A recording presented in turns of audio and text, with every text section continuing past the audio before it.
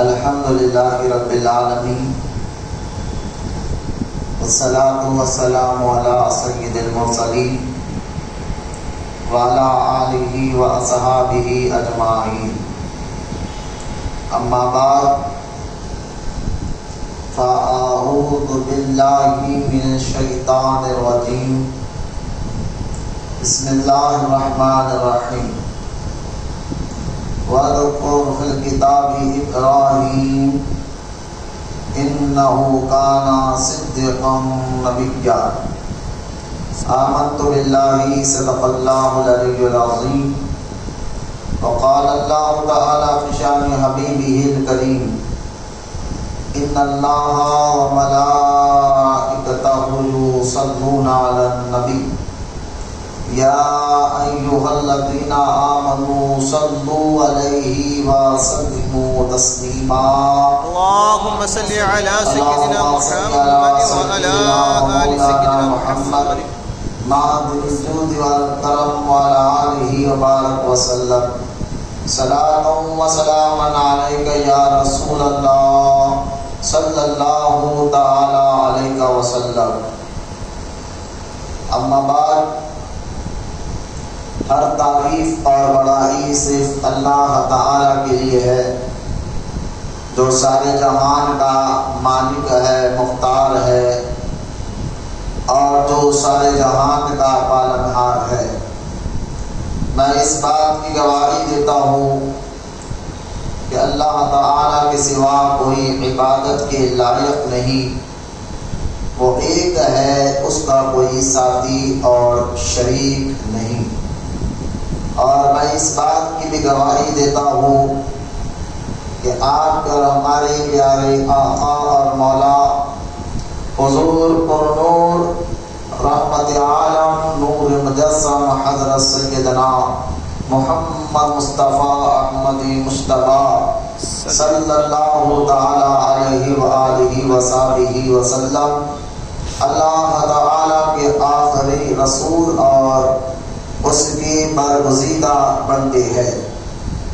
اللہ تعالی حضور اکرم نور مجسم رحمت عالم صلی اللہ علیہ وسلم پر، اہل بیت، صحابہ کرام، تابعین اور تبع تابعین، اولیاء محمد پر قیامت تک بکثرت رحمتی اور برکتی نازل فرماتا رہے۔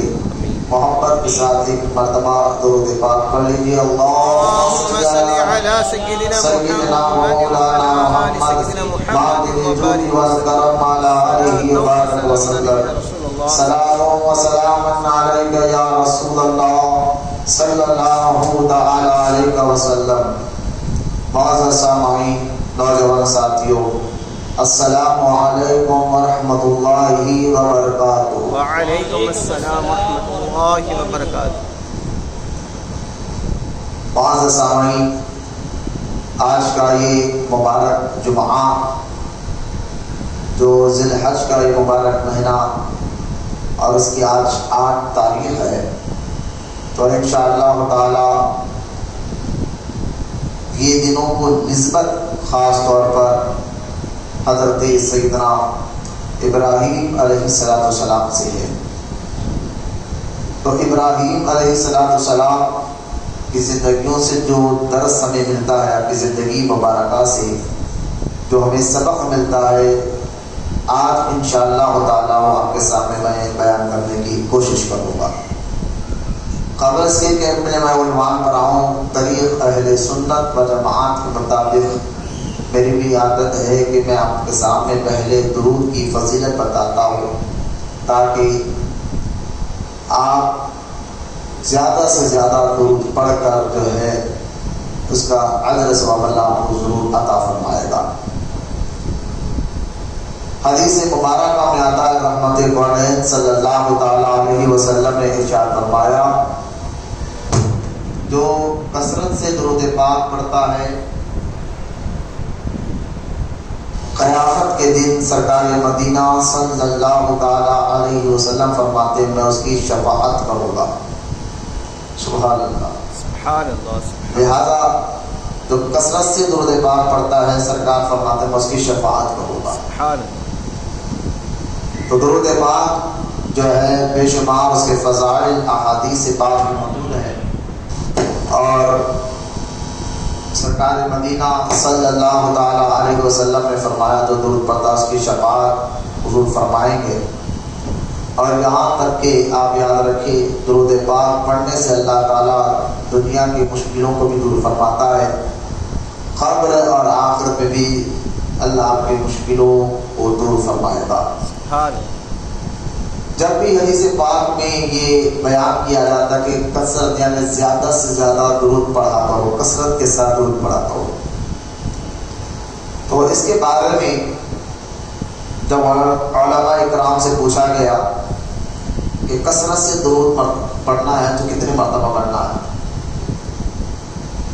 تو حضرت سیدنا شاہ الحق محدث دہلوی رحمۃ اللہ تعالی علیہ جو مشہور محدث ہندوستان میں جن کی وجہ سے حدیث کا علم پہچانے گیا ہے، جن کا مزار مبارک دہلی میں ہے، حضرت شاہ الحق محدث دہلوی رحمۃ اللہ تعالی علیہ فرماتے ہیں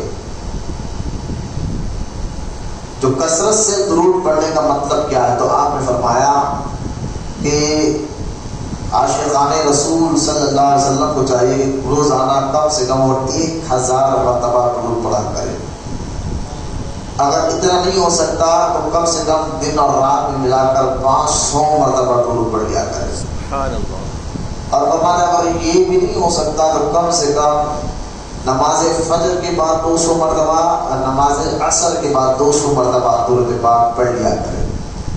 پھر آگے فرماتے ہیں اگر تم کو کثرت سے درود یعنی 1000 مرتبہ پڑھنا ہے تو کم سے کم صلی اللہ علیہ وسلم، یہ بھی درود پاک ہے، اگر اس کو پڑھو گے تو 10 منٹ میں جو ہے 10 سے 15 منٹ کا 1000 مرتبہ درود آسانی کے ساتھ پڑھ لیا کرے گا، صلی اللہ علیہ وسلم۔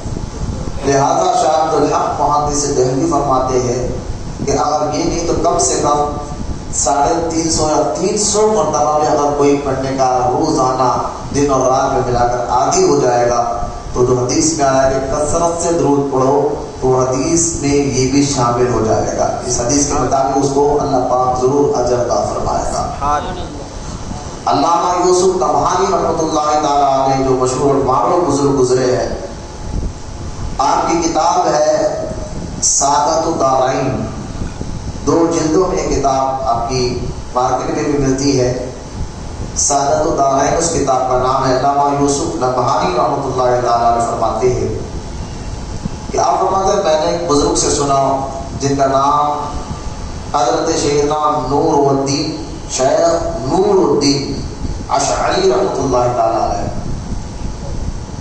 شیخ نور الدین اشعری رحمۃ اللہ تعالی علیہ فرماتے ہیں کہ ہم جب خواب میں اللہ کے رسول صلی اللہ علیہ وسلم کو دیکھا تو اللہ تعالیٰ کے رسول صلی اللہ علیہ وسلم نے ہم سے اس بات کا عہد لیا، وعدہ لیا کہ ہم کثرت سے درود پڑھا کریں گے۔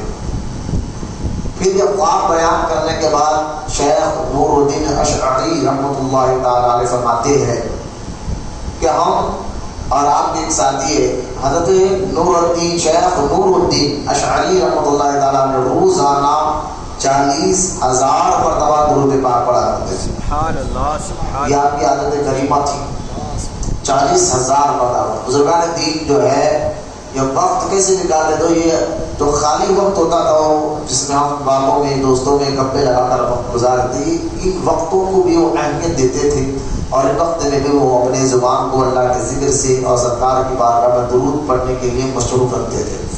لہذا شیخ نور الدین اشعری رحمۃ اللہ تعالی علیہ روزانہ 40,000 مرتبہ درود پڑھتے ہیں، اور آپ کے ایک اور ساتھی وہ روزانہ 50,000 مرتبہ درود پاک پڑھتے ہیں۔ پھر شیخ نور الدین اشعری رحمۃ اللہ تعالی علیہ فرماتے جب ہم نے یہ عادت بنائی روزانہ کثرت سے درود پڑھنے کی 40,000 مرتبہ، تو خواب میں تو اللہ کے رسول صلی اللہ علیہ وسلم کا دیدار ہوا ہی، لیکن الحمدللہ درود پڑھنے کی وجہ سے ہمیں سرکار بیداری میں بھی نظر آنے لگے۔ حضرت شیخ نور الدین اشعری رحمۃ اللہ تعالی فرماتے ہیں کہ جب ہم بیداری میں حضور کو دیکھتے تو جو حدیثوں کے بارے میں محدثین کہتے کہ حدیث ضعیف ہے تو ہم اس حدیث کے بارے میں حضور سے ڈائریکٹ پوچھ لیتے اور اس مسئلے کا حل نکال دیتے. لہذا درود پاک آخر میں علامہ یوسف نبہانی رحمۃ اللہ تعالیٰ نے فرماتے ہیں سب سے آسان رستہ اللہ اور اس کے رسول تک پہنچنے کا اگر کوئی ہے تو وہ درود پاک ہے. درود پاک تمہیں اللہ اور اس کے رسول تک آسانی کے ساتھ پہنچا دیتا ہے. لہذا درود پاک کے بے شمار برکات اور فضائل جو ہے حدیث پاک میں بھی آئے ہیں اور بزرگان دین نے اپنی کتابوں میں لکھا ہے. ہمیں بھی چاہیے کثرت سے درود پاک پڑھنے کی اللہ کو عادی بنائے کہ ہمیں سنت سے زیادہ اللہ میں عمل کی توفیق عطا فرمائے. آئیے محبت اور عقیدت کے ساتھ پیارے آقا کریم صلی اللہ تعالی علیہ وسلم کی بارگاہ میں درود پاک کا نذرانہ پیش کرے. سب ملتے ہیں اللہم صلی علی سیدنا مولانا محمد وعلى الجود والکرم وعلى آلہ وبارک وسلم. صلاۃ و سلام علیک یا رسول اللہ صلی اللہ تعالی علیہ وسلم. بعض سامعین اکرام، درود پاک کی فضیلت اور اہمیت کو بتانے کے بعد آپ کے سامنے جو ہے میں سیدنا ابراہیم علیہ السلام جو ابو الانبیاء ہے اور جد مصطفیٰ ہے صلی اللہ علیہ وسلم، حضور انہی کی خاندان انہی کی اولاد مبارکہ میں سے آئے ہیں. تو قبل اس کے کہ میں آپ کے بارے میں کچھ عرض کروں، میں آپ کو بتانا چاہتا ہوں کہ دیکھیے قرآن پاک میں اللہ تعالیٰ نے 3 قسم کا سبجیکٹ ہمیں عطا فرمایا. قرآن جو ہے اگر ہم قرآن پڑھیں گے تو قرآن میں 3 قسم کی باتیں ہمیں سمجھ میں آئے گی، وہ ملے گی. وہ 3 باتیں جو قرآن میں سمجھانا چاہتا ہے وہ کیا ہے؟ پہلی بات، قرآن ہمیں عقیدہ یعنی ایمان اور توحید کے بارے میں سکھاتا ہے. ایمان کس کو کہتے ہیں؟ اللہ پر ایمان لانا، رسولوں پر ایمان لانا، جنت پر، دوزخ پر، فرشتوں پر، آخرت پر. تو قرآن کی آیتیں اس کے متعلق ملیں گی آپ کو جو ایمان اور عقیدہ اور توحید کے بارے میں. اور قرآن میں دوسرا جو سبجیکٹ ہمیں ملتا ہے وہ احکام کے بارے میں. قرآن ہمیں جو دوسرا سبجیکٹ دیتا ہے وہ احکام کے بارے میں، نماز کے بارے میں، روزے کے بارے میں، زکوٰۃ کے بارے میں، حج کے بارے میں، حلال اور حرام کے مسئلوں کے بارے میں قرآن ہماری رہنمائی فرماتا ہے. یہ 2 ہو گئے. تیسرا، قرآن پاک میں اللہ تعالیٰ نے بہت سے نبیوں کے واقعات کو بیان فرمایا. قصے واقعہ قصہ. تو قرآن میں تیسرا سبجیکٹ قصے واقعات بہت ہیں. بہت سے انبیاء علیہ السلام کے واقعات قرآن میں اللہ تعالیٰ نے بیان فرمایا. اب کیوں بیان فرمایا ہے؟ بھائی توحید کے بارے میں بات سمجھ میں آتی کہ توحید کیا ہے، عقیدہ اور ایمان کیا ہے، اس کے بارے میں قرآن رہنمائی کر رہا ہے تو ضروری ہے. نماز، روزہ، حج، زکوٰۃ، حلال حرام کے مسئلے میں قرآن رہنمائی کرتا ہے، یہ بھی ضروری تھا.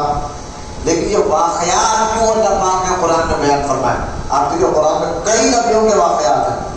حضرت آدم علیہ السلام کے واقعات ہیں، موسیٰ علیہ السلام کے واقعات ہیں، ابراہیم علیہ السلام کے واقعات ہیں، اسماعیل علیہ السلام کے واقعات ہیں، سلیمان علیہ السلام کے، داؤد علیہ السلام کے، بہت سے انبیاء علیہ السلام کے واقعات قرآن پاک میں موجود ہیں. اور کیوں اللہ پاک نے، اس سے فائدہ کیا ہے؟ واقعات سے فائدہ کیا ہے؟ قصے، اللہ کے نیک بندوں کے قصے، واقعات سنانے سے ہمیں فائدہ کیا ہوتا ہے؟ تو فائدہ کیا ہوتا ہے سمجھتا ہے تو پہلے تو دیکھیے قرآن میں اللہ پاک کی سنت رہی ہے کہ اللہ واقعات کو سناتا ہے اپنے محبوب بندوں کے. ایک بات. اور سورہ نوح میں اللہ تعالیٰ نے شاید فرمایا اے محبوب ہم انبیاء کے واقعات اس لیے سناتے ہیں. اب دیکھیے کس وجہ سے سناتے ہیں واقعات، یہ بھی اللہ پاک نے بیان فرما دیا قرآن میں. سورہ نوح میں اللہ تعالیٰ فرماتا ہے محبوب ہم انبیاء علیہ السلام کے واقعات، پچھلے نبیوں کے واقعات آپ کو اس لیے سناتے ہیں تاکہ اس واقعات کو سننے کے بعد آپ کا سینہ مضبوط ہو. مطلب کیا ہے؟ جب ہم اللہ کے نیک بندوں کے واقعات سنتے کہ وہ صبر کیسا کرتے تھے، وہ توکل کیسا کرتے تھے، وہ اللہ کا شکر کیسا بجا لاتے تھے، کسی حال میں بھی وہ توحید پر جمے رہتے تھے، ایمان پر جمے رہتے تھے، وہ اپنی جانوں کو اللہ رسول کی بارگاہ میں کیسے پیش کرتے تھے. تو جب یہ واقعات کو ہم سنیں گے تو انشاءاللہ اس کی وجہ سے ہمارا ایمان اور عقیدہ مضبوط ہو جائے گا. تو لہذا اللہ کے نیک اور محبوب بندوں کے واقعات سننے سے ہمارا ایمان اور عقیدہ مضبوط ہوتا ہے، اور یہی عرس مبارک میں ہم اور یہ اللہ کے غرض میں ان کی زندگی کے واقعات بیان کرتے ہیں کہ انہوں نے صبر کیسے کیا، شکر کیسے کیا، اور کس طرح انہوں نے اللہ کو راضی کیا ہے۔ اس سے ہمارا ایمان اور عقیدہ مضبوط ہوتا ہے۔ تو قرآن پاک میں بہت سے انبیاء کے واقعات ہیں، اور ان میں سے حضرت سیدنا ابراہیم علیہ السلام جو ان دنوں میں آپ سے نسبت ہے، حضرت ابراہیم علیہ السلام کے بے شمار واقعات قرآن پاک میں موجود ہیں۔ اور یاد رکھیں حضرت سیدنا ابراہیم علیہ السلام ایک جد مصطفیٰ ہے، یعنی حضور رحمت العالمین صلی اللہ علیہ وسلم ہمارے نبی انہی کی اولاد میں سے تشریف لے کر آئے ہیں، ایک بات۔ اور دوسری بات یہ ہے کہ حضرت سیدنا ابراہیم علیہ السلام کا ایک لقب ابو الانبیاء بھی ہے۔ ابو الانبیاء، ابو الانبیاء اس لیے آپ کو کہا جاتا ہے کہ حضرت آدم علیہ السلام سے لے کر ابراہیم علیہ السلام تک، پھر ابراہیم علیہ السلام کے بعد ہمارے حضور تک جتنے نبی آئے ہیں وہ حضرت ابراہیم علیہ السلام کی اولاد ہی میں سے آئے ہیں۔ تو اس لیے آپ کا ایک ٹائٹل ہے، آپ کا ایک لقب ہے ابو الانبیاء، نبیوں کے باپ۔ تو آپ کو یہ بھی جد مصطفیٰ بھی کہا جاتا ہے، نبیوں کے باپ ابو الانبیاء بھی کہا جاتا ہے، اور اللہ تعالیٰ نے خصوصی لقب آپ کو عطا فرمایا ہے، اس لقب کا نام خلیل اللہ ہے۔ اللہ کا خلیل، خلیل کا معنی ہے خاص دوست کے، گہرے دوست کے۔ جیسا کہ ہمارا کوئی خاص اور گہرا دوست ہوتا ہے تب اس کو اپنے خاص اپنے دلی باتیں بتاتے ہیں، تو اللہ تعالیٰ نے ابراہیم علیہ السلام کو خلیل اللہ کہا، یعنی خاص دوست اور خاص جو ہے محبوب کا نام، یہ بھی آپ کے لیے ٹائٹل ہے۔ قرآن پاک میں اور ایک بار آپ کو بات بتاتا چلوں، سارے نبیوں میں سب سے افضل اور اعلیٰ ہمارے آقا مصطفیٰ کریم صلی اللہ علیہ وسلم ہے، اور مصطفیٰ کریم صلی اللہ علیہ وسلم کے بعد اگر کوئی نبی افضل ہے تو حضرت ابراہیم علیہ السلام، حضور کے بعد اگر کوئی نبیوں میں افضل ہے تو حضرت ابراہیم علیہ السلام ہے۔ ابراہیم علیہ السلام کا تذکرہ قرآن پاک میں اللہ تعالیٰ کئی سوروں میں اور کئی آیتوں میں کیا ہے، جیسا کہ کن کن سوروں میں اللہ تعالیٰ نے حضرت ابراہیم علیہ السلام کا ذکر فرمایا ہے، تو میں ان سوروں کے نام آپ کو لیتا ہوں تاکہ بیان ریکارڈ بھی ہو جائے۔ دیکھیے اللہ تعالیٰ نے سورہ بقرہ میں بھی ابراہیم علیہ السلام کا ذکر فرمایا، آیت نمبر 124 سے لے کر 141 تک حضرت ابراہیم علیہ السلام کا تذکرہ سورہ بقرہ میں بھی ہے۔ سورہ ہود میں بھی اللہ پاک نے ابراہیم علیہ السلام کا تذکرہ فرمایا، 69 آیت نمبر 69 سے لے کر 76 تک۔ سورہ مریم میں بھی اللہ تعالیٰ نے ابراہیم علیہ السلام کا تذکرہ فرمایا، آیت نمبر 41 سے 50 تک۔ سورہ شعراء میں بھی اللہ تعالیٰ نے ابراہیم علیہ السلام کا ذکر فرمایا، آیت نمبر 69 سے 89 تک۔ سورہ ذریات میں بھی اللہ پاک نے ابراہیم علیہ السلام کا ذکر فرمایا، آیت نمبر 24 سے لے کر 34 تک۔ اور سورہ ابراہیم میں جو آپ کے نام کا ایک سورہ قرآن پاک میں موجود ہے، سورہ ابراہیم، اس میں بھی اللہ تعالیٰ نے آپ کا تذکرہ فرمایا، آیت نمبر 25 سے لے کر 41 تک۔ سورہ انبیاء میں بھی اللہ تعالیٰ نے ابراہیم علیہ السلام کا ذکر فرمایا، آیت نمبر 51 سے لے کر 73 تک۔ سورہ عنکبوت میں بھی اللہ پاک نے حضرت ابراہیم علیہ السلام کا ذکر عطا فرمایا، آیت نمبر 16 سے لے کر 27 تک۔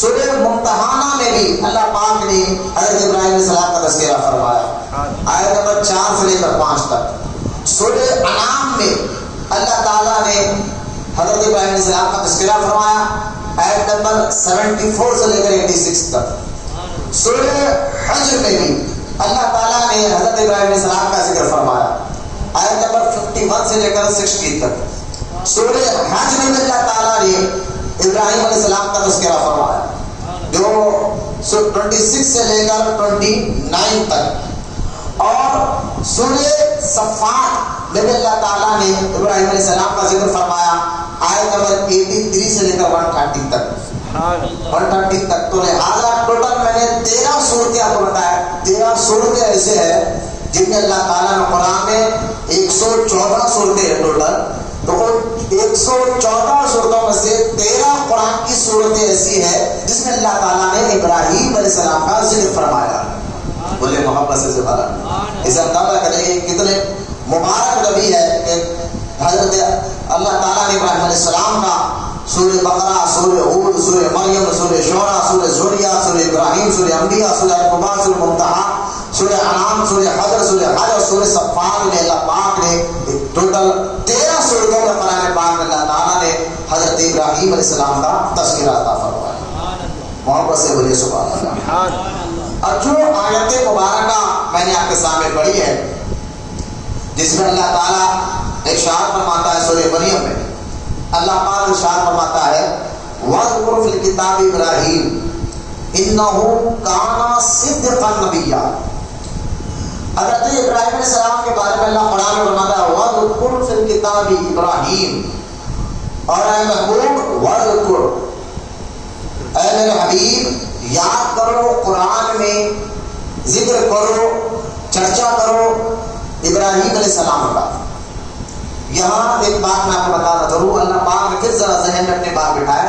اللہ فرما رہا ہے اور یاد کرو ابراہیم علیہ السلام کو، چرچا کرو، اپنے بتاؤ.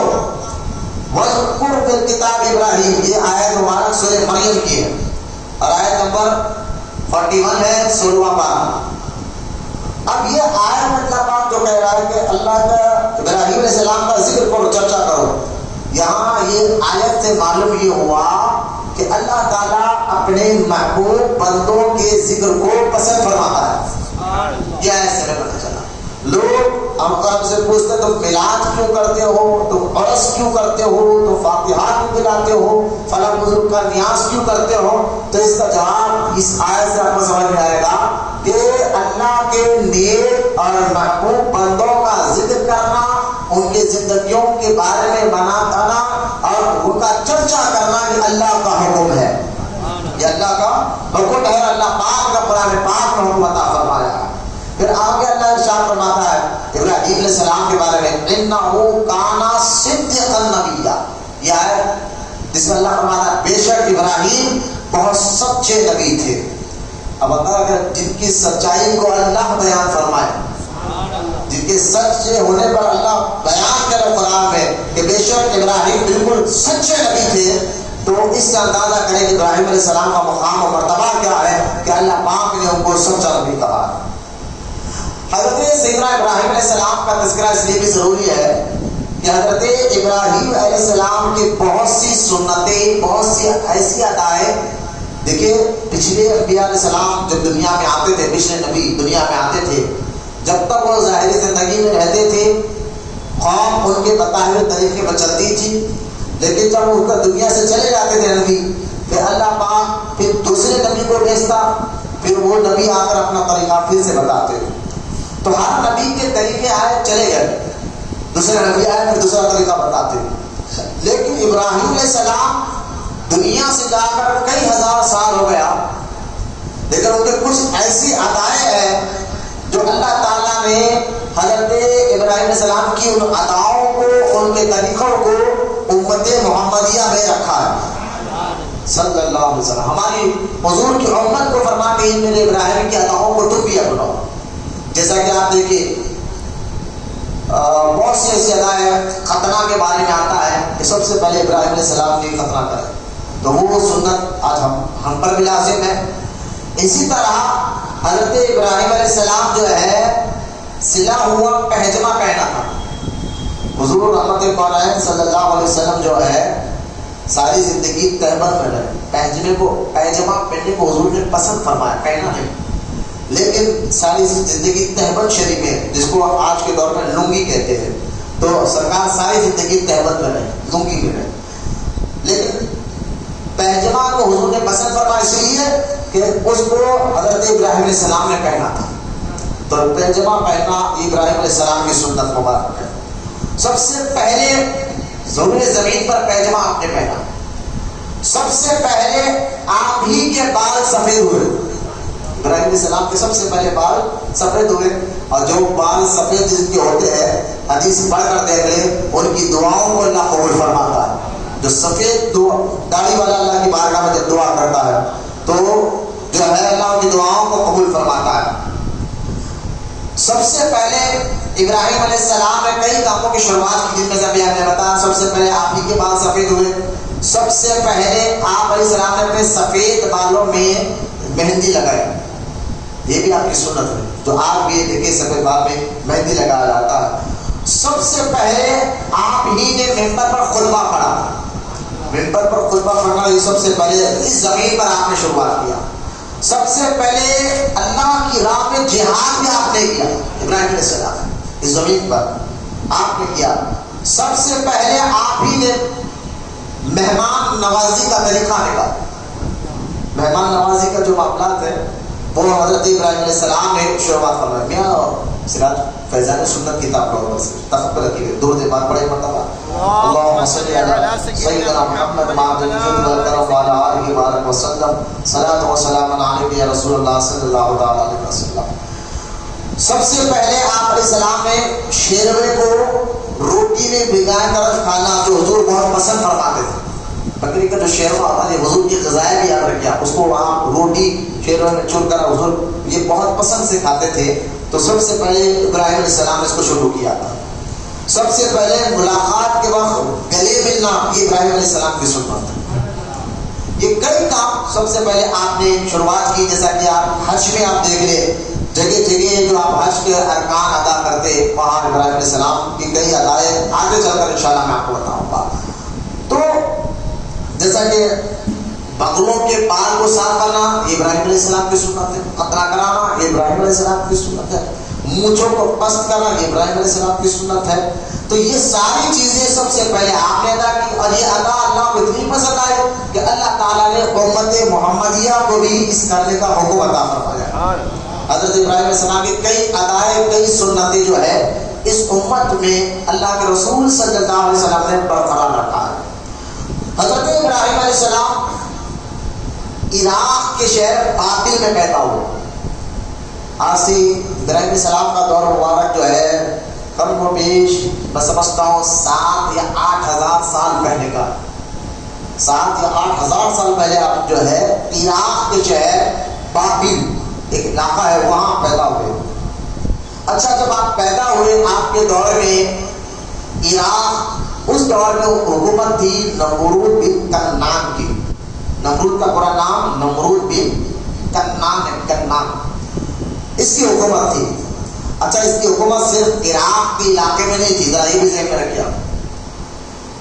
احادیث میں آتا ہے، علماء کرام بیان فرماتے ہیں 4 لوگ ایسے تھے جن کی حکومت پوری دنیا پر تھی، پوری دنیا پر. ان 4 لوگوں میں سے 2 تو کافر تھے اور ایک نبی ہے اور ایک مومن ہے. اور 4 میں سے جو نبی ہے جن پر اللہ نے دنیا میں پوری دنیا پر حکومت عطا فرمائی تھی، وہ نبی کا نام سلیمان علیہ السلام ہے. اور جو مومن گزرے بادشاہ مسلمان گزرے، اس مومن مسلمان بادشاہ کا نام جو پوری دنیا میں اس نے حکومت کی ہے اس کا نام ذی القرنین ہے رضی اللہ تعالیٰ. قرآن میں ذکر موجود ہے ذی القرنین کا. اور جو 2 کافر ہے، ایک تو نمرود بن کنعان. نمرود بن کنعان یہ جو ابراہیم علیہ السلام کے دور میں تھا، اس کی حکومت صرف عراق کے بابل میں نہیں پورے دنیا میں تھی. اور دوسرا بخت نصر، ایک کا نام ہے بخت نصر. یہ 4 لوگ ہیں جن کو اللہ پاک نے دنیا میں بہت بڑی سلطنت عطا فرمائی تھی، حکومت عطا فرمائی تھی. تو ابراہیم علیہ السلام جب دور میں پیدا ہوئے، دور سیاسی اعتبار سے بادشاہی اعتبار سے نمرود بن کنعان کا تھا. ذرا غور سے ایک بات میں رک رک کر سمجھانے کی کوشش کر رہا ہوں، ذرا اپنے ایمان اور عقیدے کو مضبوط کرے. نمرود بن کنعان کون ہے؟ میں نے بھی آپ کو بتایا کہ اس کا ذکر قرآن پاک میں موجود ہے اور حدیث میں آتا ہے اس کو پوری دنیا کے اللہ پاک نے بادشاہت دی تھی. لیکن یہ اپنے آپ کو خدا کہتا تھا. نمرود اپنے آپ کو خدائی کا دعویٰ کرتا تھا، خدا کہتا تھا، بلکہ لوگوں سے کہلواتا تھا کہ میں خدا ہوں، مجھے مانو. لوگ جو اس کو سجدہ کرتے، نمرود کو خدا کہتے سجدہ کرتے، اسی کو یہ راشن دیتا تھا.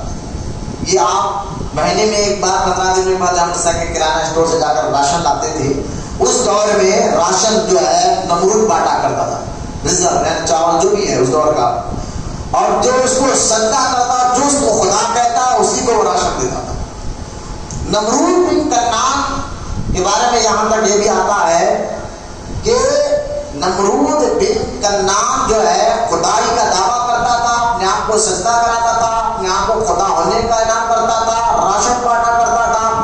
ایک دن نمرود بن کنعان جو ہے سو رہا تھا، خواب میں اس نے دیکھا کہ ایک آسمان پر ایک ایسا تارا طلوع ہوا اور اس کی روشنی اتنی زیادہ پھیل گئی، اس تارے کی روشنی میں کے سامنے چاند اور سورج کی روشنی بھی پھیکی پڑ گئی۔ یہ خواب نمرود نے دیکھا۔ اچھا، نمرود کے بارے میں ایک بات آپ کو بتاتا چلو، ذرا غور سے سنیے آپ۔ نمرود کے دروازے کے بعد جو محل میں نمرود رہتا تھا، ذرا غور سے اس بات کو سنیے آپ۔ نمرود جس گھر میں رہتا تھا، جس محل میں رہتا تھا، اس محل کے باہر ایک بہت بڑا درخت تھا، جھاڑ، اور وہ جھاڑ ایسا تھا جس کا سایہ نہیں گرتا تھا۔ جھاڑ تو تھا لیکن سایہ نہیں گرتا تھا۔ لیکن اگر کوئی آدمی اس جھاڑ کے نیچے آ جائے، ذرا غور سے سنیں میرے بات کو، جادو میں کتنا اثر ہوتا ہے۔ آج لوگ پریشان ہوتے ہیں تو، لیکن میں آپ کو ایک بات بتاتا چلو، جادو میں کتنا اثر ہوتا ہے۔ دیکھیے آپ، وہ جھاڑ اور اس کا سایہ زمین پر نہیں گرتا تھا ایک بار، لیکن اگر اس جھاڑ کے نیچے اگر کوئی آ جائے تو وہ ایک آدمی آئے تو ایک آدمی کو سایہ گرتا تھا خود بخود، دو آدمی آ جائے تو دو آدمی کے اوپر سایہ بڑھ جاتا تھا۔ اس جھاڑ کے نیچے تین آدمی آ جائے تو تین آدمیوں پر سایہ ہوتا تھا، چار آ جائے تو چاروں پر سایہ بڑھ جاتا تھا، یہاں تک کہ 1,00,000 آدمی اگر اس جھاڑ کے نیچے آ جائے تو اس جھاڑ کا سایہ 1,00,000 کے اوپر پڑ جاتا تھا۔ 1,00,000 آدمی ایک جھاڑ کے نیچے آ جائے، اگر 1,00,000 سے ایک آدمی بڑھ جائے تو اس پر سایہ نہیں گرتا تھا۔ اس کے ذریعے سے نمرود اپنے آپ کو کہتا تھا، دیکھو میں خدا ہوں، میں ایسا کر سکتا ہوں، میرے پاس جو جھاڑ ہے گھر کے باہر۔ حالانکہ نمرود بہت بڑا سائنس یہاں جادوگر تھا، جادو کی وجہ سے اس نے جھاڑ میں ایک ایسا کمان پیدا کر دیا تھا، جس میں نے بتایا آپ کو کہ اس کے جھاڑ کا سایہ 1,00,000 لوگوں پر پڑتا تھا۔ ایک تو یہ جھاڑ کے ذریعے لوگوں کی عقلوں پر حیران کرتا تھا، جو آج بھی بہت سے جادوگر فون میں پھرتے ہیں، ایسے ایسے کام کر کر بتاتے ہیں، ہماری عقل حیران ہو جاتی ہے۔ تو آپ ڈرے نہیں، ایسا نمرود بھی کرتا تھا۔ اور نمرود کے پاس ایک حوض تھا، حوض، دوسری چیز سنیے آپ، نمرود کے پاس ایک حوض تھا، اور حوض میں اگر کوئی اپنے پسند کی چیز جو چاہے ڈال دیتا، جیسے کہ کوئی شہد ڈال دیتا پیالے میں لا کر، اور کوئی دودھ ڈال دیتا، اور کوئی پانی ڈال دیتا، ہر کوئی اس طرح اپنے اپنے پسند کی چیزیں ایک ایک پیالے میں لا کر اس حوض میں ڈال دیتا۔ لیکن جب ہر کوئی اپنا اپنا پیالہ ڈباتا تو جس نے دودھ، حالانکہ دیکھیے بھائی ایک حوض ہے، حوض میں پانی بھی ڈال دیا گیا، شہد بھی ڈال دیا گیا، اور جو ہے بہت سی چیزیں مکس ہو گئی۔ اب جو چیزیں حوض کے اندر اتنی چیزیں 8 سے 10 چیزیں ڈال جائے تو حوض میں ساری چیزیں مکس ہو گئی نا۔ اب مکس ہونے کے بعد لیکن جو جیسا پیالہ ڈباتا، جس نے دودھ ڈالا تھا، اگر وہ پیالہ ڈباتا تو اس کے اندر صرف دودھ ہی آتا، جس نے شہد ڈالا تھا تو اگر وہ پیالہ اپنا ڈباتا تو اس کے اندر صرف شہد ہی آتا، جس نے پانی ڈالا تھا اگر وہ اپنا پیالہ ڈباتا تو اس کے اندر صرف پانی ہی آتا۔ تو یہ ایسے کمال تھے جس کے ذریعے نمرود لوگوں کو بھٹکاتا تھا کہ دیکھو میرے حوض میں ایسا کمال ہے، میرے گھر کے باہر جھاڑ ایسا لگا ہوا ہے۔ حالانکہ یہ دونوں چیزیں اس نے جادو کی بنیاد پر تیار کر رکھا تھا، جادو کی بنیاد پر تیار کر رکھا تھا۔ اس لیے آج بھی بہت سے ایسے عاملین آپ کو ملیں گے تو جادو کی بنیاد پر ایسی ایسی کرتب اور ایسی ایسی حرکتیں دکھائیں گے اور دکھا کر آپ کا ایمان اور عقیدہ خراب کرنے لگ جائیں گے۔ خدا کے واسطے آپ حیران نہ ہو کہ اگر ہم علم ہمارے پاس آئے قرآن حدیث کا تو انشاءاللہ ہمیں کوئی بھٹکا نہیں سکتا، علم کے ذریعے اللہ ہماری حفاظت ضرور فرماتا۔ لہذا جادو اس دور میں ایسی خطرناک تھی، یہ جھاڑ ایسا کہ 1,00,000 آدمی کو سارا، حوض ایسا اگر مکس کر دیا جائے چیز تو پھر ڈباؤ گلا تو جس کی جو چیز تھی اس کی گلا میں واپس وہی چیز آ جائے۔ یہ نمرود کے پاس 2 چیزیں تھے۔ اب نمرود کو جب خواب پڑا، جو میں نے اپنی بیان فرمایا، تو خواب کو دیکھ کر ڈر گیا۔ اب دیکھو خدا تھا اور ڈر گیا، یہ کیسے خدا ہے؟ ایسے بھی ہوتے نا، خدا ڈر گیا، اپنا آپ کو خدا ہونے والا ڈر گیا، اور ڈر کر اس نے فوراً اپنے پیروکار یعنی بڑے بڑے اور نجومی، اس دور کے جو نجومی تھے ان کو بلوایا. اب دیکھو خدا کو دوسروں کو بلانے کی بھی ضرورت پڑ رہی ہے، تو کیسا خدا ہے جو دوسروں سے مدد بھی لے رہا ہے. اب نجومی جو ہے پورے آ گئے. جب پورے آ گئے تو نجومیوں کے سامنے اس نے اپنا خواب بیان کیا کہ میں نے ایسا خواب دیکھا، اس کی تعبیر بیان کرو. تو نجومیوں نے اس خواب کو سننے کے بعد کہا کہ اے نمرود، اس خواب سے ہمیں یہ معلوم ہو رہا ہے کہ تیرے گھر، تیرے علاقے میں، اسی بابل میں ایک ایسا بچہ پیدا ہوگا جو تیری سلطنت کو اور تجھ کو ختم کر دے گا. اب یہ سننا تھا نمرود کو جب معلوم ہوا کہ ایک بچہ یہاں پیدا ہونے والا ہے اور وہ بچہ میرے سلطنت کو اور مجھے ختم کر دے گا، تو ڈر گیا. یہ کہے گا خدا جو ڈر بھی گیا، ایک تو ڈر بھی گیا خواب دیکھ کر، اور جب یہ سنا تو اور ڈر گیا. اب اس نے اعلان کرا دیا ابراہیم علیہ السلام کو پیدا نہ ہونے کے لیے. اس نے کیا کیا؟ اعلان کرا دیا کہ کوئی بھی جو ہے مرد عورت کے قریب نہ جائے، اور جو عورت حاملہ ہو. تو نمرود نے پورے علاقے میں سپاہیوں کو بھیج دیا اور کہا کہ جو عورت حاملہ ہو، دیکھو اگر بیٹی پیدا ہوئی تو چھوڑ دو، اگر بیٹا پیدا ہوا تو ختم کر دو. اب دیکھیے نبی کی پیدائش بھی بڑی عالیشان ہوتی ہے. ابراہیم علیہ السلام اللہ کے نبی خلیل اللہ ہے نا، وہ پیدا ہونا ہے. تو نبی جب پیدا ہوتے ہیں تو آپ کی اور ہماری طرح پیدا نہیں ہوتے. جب وہ پیدا ہوتے تو اللہ ان کے پیدائش کے ڈنکے دشمنوں سے بھی کرا دیتا ہے.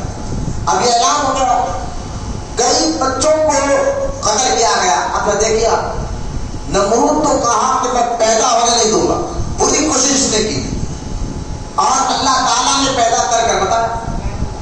تو لہٰذا جب پیدا نہ ہونے کی پوری کوشش کی نمرود نے، لیکن نہیں ہوا، ناکام ہوا. جب پیدا ہو گئے تو ہم کہتے ہیں کہ نہیں میلاد نہیں منانے دیں. یہ بڑے پریشانی کے بعد یہ نمرود والا ذہن ہے، فرعون والا ذہن ہے، جو میلاد کو چھڑتے ہیں نا تو لہٰذا چڑھتے ہیں، اور جب نبی پیدا ہو جاتا ہے تو اللہ تعالیٰ کو اس کی خوشیاں بھی مناتا ہے. لہٰذا نمرود نے پوری کوشش کی. اب ابراہیم علیہ السلام کی جو والدہ ہے، والدہ کے بارے میں آگے چل کر ذکر کروں گا. آپ کی والدہ حمل سے ہو گئی، لیکن آپ دیکھیے کوئی عورت جب حمل سے ہوتی ہے، پیٹ سے ہوتی ہے، تو ہم اور آپ کو سب کو پتہ چلتا ہے کیونکہ اس کے پیٹ کے اوپروں سے ہمیں پتہ چل جاتا ہے کہ حمل سے ہے. لیکن ابراہیم علیہ السلام کی والدہ فرماتے ہیں کہ جب ابراہیم میرے پیٹ میں آئے اور یہ حمل 9 مہینے کا بھی ہوا، لیکن مجھے اور کسی کو پتہ تک نہیں چلا. بولیے محبت سے سبحان. نبی کی پیدائش میں ذرا غور کریں آپ. نبی عام آدمیوں کی طرح پیدا نہیں ہوتا. جب ہم اور آپ پیدا ہوتے تو پیٹ کا اوپروں سے پتہ چلتا ہے، لیکن ابراہیم علیہ السلام کی ماں کہتی ہے کہ میرے پیٹ کا حمل کسی کو معلوم ہی نہیں ہوتا تھا، پیٹ کا اوپروں ہی نظر نہیں آتا تھا. پھر آپ کی والدہ کہتی ہے کہ میرے شوہر تعارف کا نام تھا آپ کے شوہر کا، ابراہیم علیہ السلام کے والد کا. انہوں نے جنگل میں ایک گڑھا کھود کر رکھا تھا تاکہ جب پیدائش کا وقت قریب آئے تو ہم شہر سے باہر جائیں اور اس گڑھے کے اندر بچے کی ولادت ہو. اب جب وقت قریب آیا، اب نمرود تو پوری کوشش کر لیا کہ ابراہیم پیدا نہ ہو، لیکن اللہ پاک جس کو پیدا کرنا چاہتا ہے اس کو کوئی روک نہیں سکتا. پھر نبیوں کی پیدائش ہی بڑے اعلیٰ ہوتی ہے. آپ تو ہماری طرح نہیں ہوتی، نبیوں کی پیدائش بہت اعلیٰ ہوتی ہے. حضرت ابراہیم خلیل اللہ علیہ السلام جب پیدائش کا وقت قریب آیا تو آپ کی ماں اسی جنگل میں گئی اور اس غار میں آپ کی ولادت باسعادت ہوئی. جب آپ پیدا ہوئے تو آپ کے ماں اور آپ کے باپ نے کہا اگر ہم یہاں رہیں گے تو لوگ کو شک ہو جائے گا کہ کیا بات ہے، محلے میں ابراہیم علیہ السلام کے یعنی تعارف نظر نہیں آ رہے ہوتے، بیوی نظر نہیں آ رہی، پھر وہ لوگ جا کر شکایت کر دیں گے، پھر سپاہی ہمیں ڈھونڈتے ہوئے یہاں آ جائے تاکہ بچے کو ہمارے بچے کو کوئی نقصان نہ پہنچائے.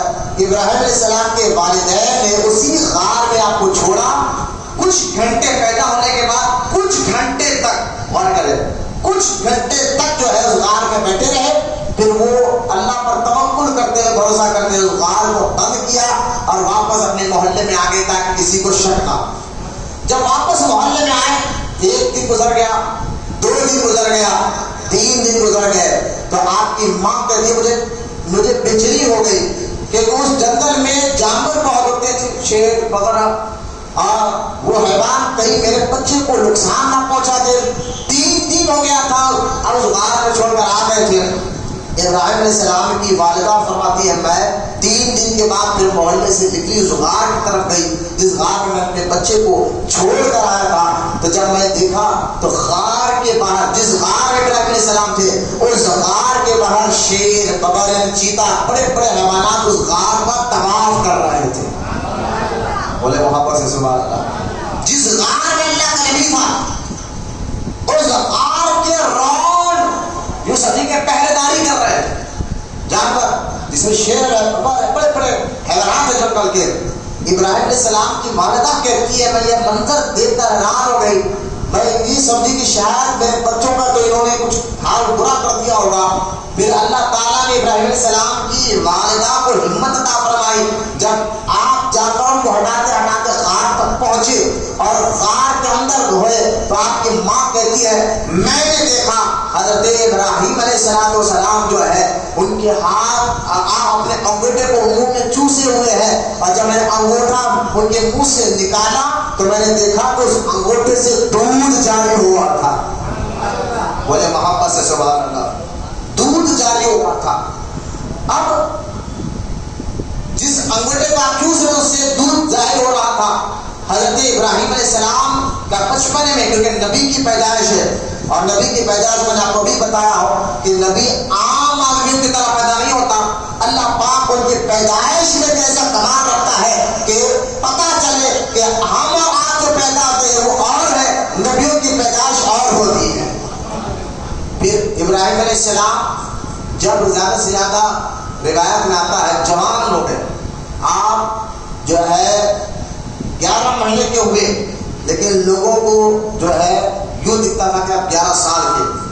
جب آپ 16 مہینے کے ہوئے تو لوگوں کو یوں دکھتا کہ آپ 16 سال کے ہیں، کیونکہ آپ کے لیے اللہ پاک نے کہاں رکھا تھا تاکہ اب جب یہ 16 سال دکھنے میں 16 سال کے نوجوان ہو گئے تو آپ کی ماں نے آپ کو جنگل سے اپنے گھر لے کر آئی، اور جب گھر لے کر آئے تو کسی نے شک بھی نہیں کیا، کیونکہ سب جانتے تھے کہ بچہ نہیں ہے تو نوجوان ہے، کہ نمرود نے تو اعلان کیا تھا کہ بچہ پیدا ہو تو قتل کر دیا جائے۔ تو آپ دکھنے میں تھے 16 مہینے کے، لیکن 16 سال نوجوان کی طرح دکھتے تھے۔ یہ بھی اللہ پاک نے خاص طور پر آپ پر کرم فرمایا تھا کہ آپ 1 مہینے کے ہوتے لیکن دکھنے میں 1 سال کے برابر دکھتے تھے۔ جب آپ 16 مہینے کے ہوئے تو دکھنے میں 16 سال کے برابر ہم لوگوں کو نظر آنے لگے۔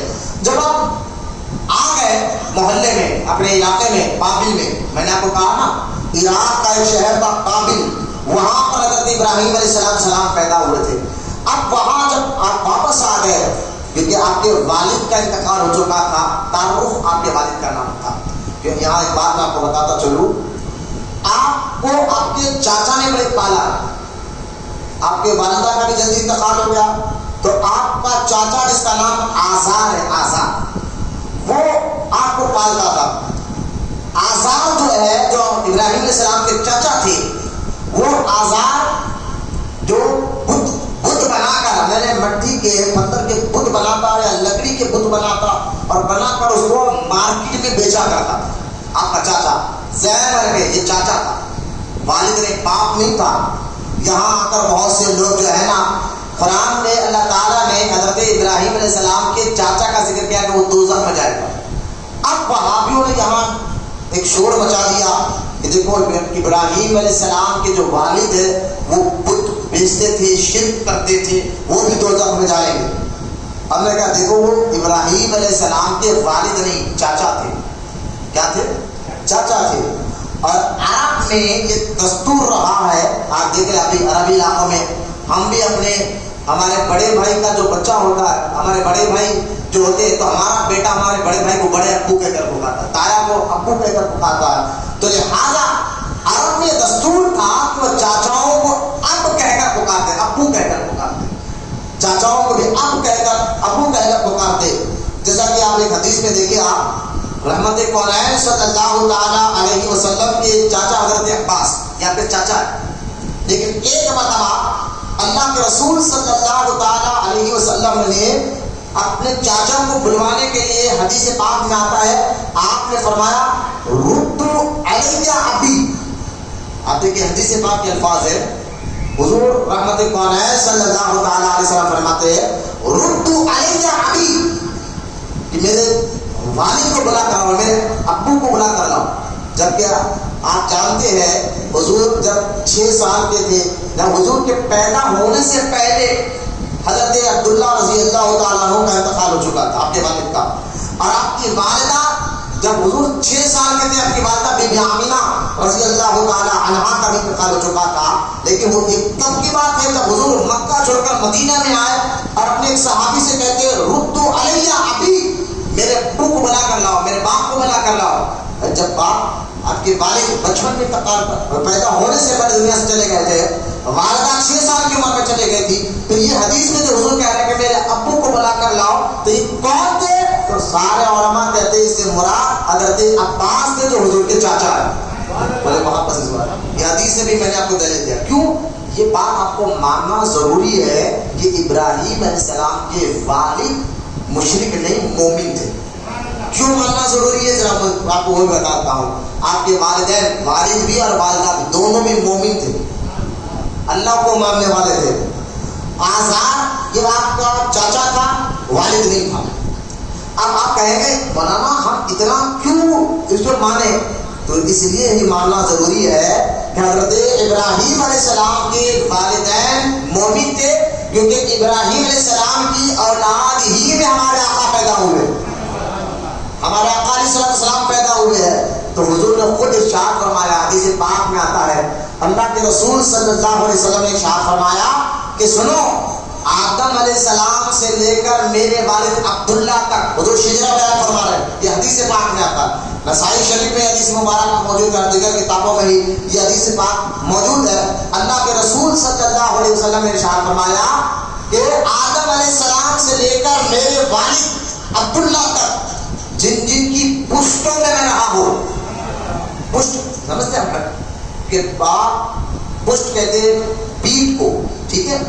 اور آپ یہ جانتے ہیں کہ مرد کی ریڑھ کی ہڈی میں پانی ہوتا ہے، اور وہ شادی کے بعد پھر وہ پانی بیوی کے پیٹ میں جاتا ہے، اسی سے بچہ بنتا ہے. یاد رکھیں جاتی سے پیٹھ کی ہڈی میں، باپ کی پیٹھ کی ہڈی میں اصل میں جو ہے پانی ہوتا ہے. اب وہ پانی نہ ہے تو پھر کسی عورت کو 5 کا دانہ نہیں دینا چاہیے. یہ ایک ذریعہ ہے، اللہ پاک کے ذریعے دینے والا حقیقی اولاد تو اللہ ہی ہے، یہ ذریعہ اللہ تعالیٰ نے بنایا ہے. لہذا سرکار فرماتے ہیں میں جن جن کی پشت میں رہا ہوں، آدم علیہ السلام سے لے کر میرے والد عبداللہ تک، اور جن جن کے پیٹ میں رہا ہوں، ماں حوا علیہ السلام سے لے کر میری ماں آمینہ تک. دیکھیں آپ سرکار کیا بولا، میں جن جن کی پشتوں میں رہا ہوں اور جن جن کے پیٹ میں رہا ہوں، آدم ماں حوا سے لے کر میری ماں آمینہ تک، سرکار فرماتے ہیں یہ سب کے سب مومن تھے. بولے محبت سے سوال، یہ سب کے سب مومن تھے. میرے حضور فرماتے ہیں میرے آدم علیہ السلام سے لے کر میرے والدین تک کسی نے شرک نہیں کیا اور کسی نے زنا بھی نہیں کیا، زنا بھی نہیں کیا، نہ شرک کیا نہ زنا کیا. اس لیے حضور فرماتے ہیں میں پاک پشتوں میں اور پاک رہوں میں رہتے ہوئے اپنے والد عبداللہ تک آیا ہوں. یہ ماننا ضروری ہے کہ حضرت جب حضور خود بیان فرما رہے ہیں کہ میرے جد میں آدم علیہ السلام سے لے کر میرے والد تک سب کے سب مومن تھے، میں جن جن کی پشتوں میں رہا ہوں، تو مجھے بتائیے ابراہیم علیہ السلام کی پشت میں حضور تھے، تو اس سے پہلے حضور ابراہیم علیہ السلام کے والد کے پشت میں تھے، تو وہ کیسے کافر ہو سکتے ہیں اور کیسے مشرک ہوتے ہیں؟ لہذا جہاں قرآن میں جو آیتیں آئی ہیں، ایسی کئی آیتیں قرآن پاک میں آئے ہیں جس میں ابراہیم علیہ السلام یا ابھی کہہ کر اپنے چاچا کو کہتے ہیں اے میرے باپ شرک کرنا چھوڑ دے، اللہ کی طرف آ، توحید کی طرف آ. جہاں کہیں بھی قرآن پاک میں یا ابھی کہہ کر ابراہیم علیہ السلام کا ذکر ہوا ہے، ابراہیم علیہ السلام کا ذکر اللہ قرآن میں کر رہا ہے. ابراہیم علیہ السلام نے اپنے باپ کو سمجھایا شرک مت کر، تو یاد رکھے یہاں باپ سے مراد حقیقی باپ نہیں، آپ کا چاچا. اور آخری دلیل میں آپ کو دیتا سناتا ہوں کہ آپ اپنے چاچا کو بہت خوشی کریں. جیسا کہ آپ دیکھیں جب آپ بڑے ہوئے تو آپ کو اللہ پاک، کیونکہ نبیوں کو اللہ تعالیٰ بچپن ہی میں سمجھ اور عقل اور معرفت عطا فرماتا ہے. بھائی بغیر دیکھیے ہم دنیا میں آئے، قرآن پاک میں پڑھ کر دیکھیے اللہ تعالیٰ ارشاد فرماتا ہے کہ ہم نے جنات اور انسان کو اپنی عبادت کے لیے پیدا فرمایا. تو جنات اور انسان کو اللہ نے اپنی عبادت کے لیے پیدا کیا، تو ہم عبادت کے لیے پیدا کیے گئے ہیں، یہ مقصد ہمارا ہے. تو عبادت کے لیے پیدا ہوئے ہیں، تو یاد رکھیے عبادت کے لیے جب پیدا ہو، جس کی عبادت ہم کر رہے ہیں اس کو پہچاننا بھی ضروری ہوتا ہے. اس کو پہچاننا بھی ضروری ہوتا ہے. جب آپ جس کی عبادت کر رہے ہیں اس کو پہچانو. پہچان کیسے ہوگی؟ اب یہاں میں آپ کو بتانا چاہ رہا ہوں کہ اللہ کو پہچاننا. فون اٹھ رہا ہے، ذرا مت دیکھیے، میری طرف دیکھیے، جانے دیجیے. درود پاک پڑھیں ایک مرتبہ. اللهم صل على سيدنا محمد وعلى آله وسلم. صلاۃ و سلام علیک یا رسول اللہ صلی اللہ تعالی علیہ وسلم. رب کی پہچان بھی ضروری ہے. تو رب کی معرفت کیسے آپ کو حاصل ہوگی؟ بھائی جس کی اللہ نے جب ہم کو اپنی عبادت کے لیے پیدا فرمایا تو ہم نے کہا یا اللہ ہم تیری عبادت کے لیے پیدا ہوئے تو پہچانے کیسا؟ تو پہچانے کیسا جائے گا؟ تو جو لوگ چاند اور سورج کے ذریعے پہچاننے کے وہ بھٹک گئے، جو لوگ زمین اور آسمان کے ذریعے پہچاننے کے بھٹک گئے. تو اللہ پاک نے گھر فرمایا اگر تم مجھے پہچاننا چاہتے ہو تو میں ذریعہ بنا دیتا ہوں. تو ذریعہ کیا ہے؟ وہ نبی ہوتے ہیں. نبی رب کی پہچان کا ذریعہ ہوتے ہیں. تو نبی آ کے ہمیں سمجھاتے ہیں کہ رب ہے کون اور کیسا ہے اور اس کی عبادت کیسی کرنا ہے. تو نبیوں کے ذریعے سے اللہ پہچانے جاتا ہے. حضرت ابراہیم علیہ السلام جو ہے جب اپنے قوم میں آئے اور بابل میں آئے، عراق کے شہر بابل میں، تو آپ کے قوم کوئی تاروں کی عبادت کر رہے تھے، کوئی چاند کی عبادت کر رہے تھے، کوئی سورج کی عبادت کر رہے تھے، اور کوئی جو ہے بتوں کی عبادت کر رہے تھے، کوئی نمرود کو خدا مان رہے تھے.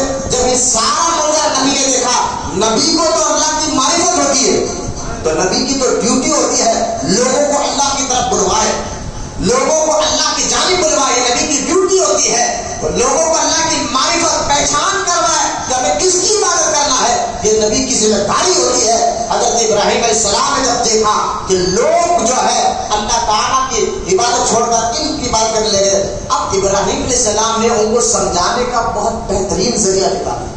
سب سے پہلے تو آپ نے اپنے چاچوں کو سمجھایا، کیونکہ تبلیغ اپنے گھر سے ہونا چاہیے. گھر سے شروعات جو ہوتی ہے نا تو گھر جنت کا ہوتا ہے. حضرت ابراہیم علیہ السلام نے سب سے پہلے اپنے گھر والوں کو سمجھایا، جس میں آپ کا چاچا تھا. آپ نے بار بار اس کو سمجھایا، بار بار آپ کو سمجھایا، لیکن وہ مانا نہیں. پھر آپ باہر، اللہ کا حکم آپ باہر لے کے لوگوں کو کہا، لوگوں، کیونکہ ابراہیم علیہ السلام نبی جو ہوتا ہے نا، ذرا بھی بات ہے کہ ابراہیم علیہ السلام دکھنے میں بہت خوبصورت تھے.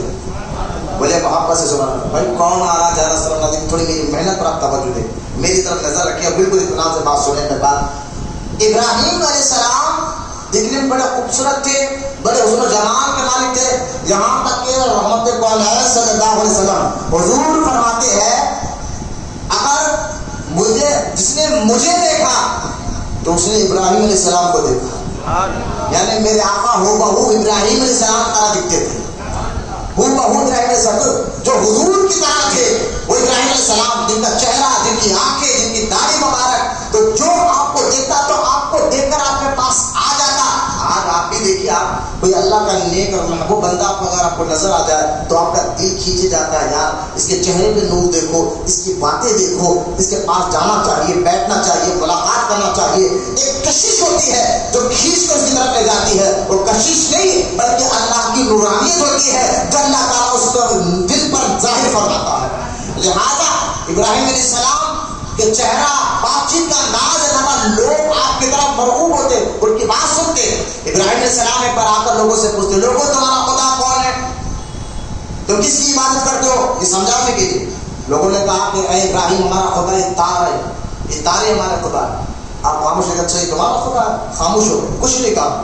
جب تارے ڈوب گئے، تارے ڈوب گئے، چھپ گئے، ابراہیم علیہ السلام نے کہا چھپنے اور ڈوبنے والا خدا نہیں ہو سکتا. سمجھانے کے لیے چھپنے اور ڈوبنے والا خدا نہیں ہو سکتا. لوگوں نے کہا ابراہیم علیہ السلام ابھی بچے ہیں، چلو ان کو یہ کہو کہ ابراہیم یہ چاند ہمارا خدا. تو آپ نے کہا ٹھیک ہے، لیکن چاند جب چھپ گیا، ڈوب گیا، ابراہیم علیہ السلام نے فرمایا یہ کیسا خدا ہے جو چھپ جائے اور ڈوب جائے؟ یہ خدا نہیں ہو سکتا. اس کے ذریعے سے ابراہیم علیہ السلام لوگوں کے ذہن میں ایک سوال پیدا کر رہے تھے تاکہ وہ پتا چلے کہ خدا ہوتا کیسا ہے، کون ہے، کیونکہ معرفت پہچان نبی کے ذریعے ہوتی ہے۔ ابراہیم علیہ السلام نے جب یہ کہا کہ چاند بھی کیسے ڈوبنے والا خدا نہیں ہو سکتا، پھر ان لوگوں نے کہا جب سورج نکلا، فرمایا یہ جو سورج ہے نا ابراہیم علیہ السلام، یہ ہمارا خدا ہے، ہم اس کی عبادت کرتے ہیں، یہ بہت بڑا ہے، اللہ تعالیٰ اس کی بہت تعریف کی۔ ابراہیم علیہ السلام خاموش ہو گئے، لیکن جب رات میں سورج ڈوب گئے پھر ابراہیم علیہ السلام نے فرمایا لوگوں یہ کیسا خدا ہے جو رات والا صبح میں ڈوب چلے جاتا ہے، صبح والا رات میں چلا جاتا ہے، ڈوبنے اور چھوڑنے والا خدا نہیں ہوتا، بلکہ ابراہیم علیہ السلام فرماتے ہیں جو ڈوب جائے وہ خدا نہیں ہوتا، جو ڈوبنے کو گرائے وہ خدا ہوتا ہے، وہ اللہ ہوتا ہے جو ڈوبنے کو گرائے۔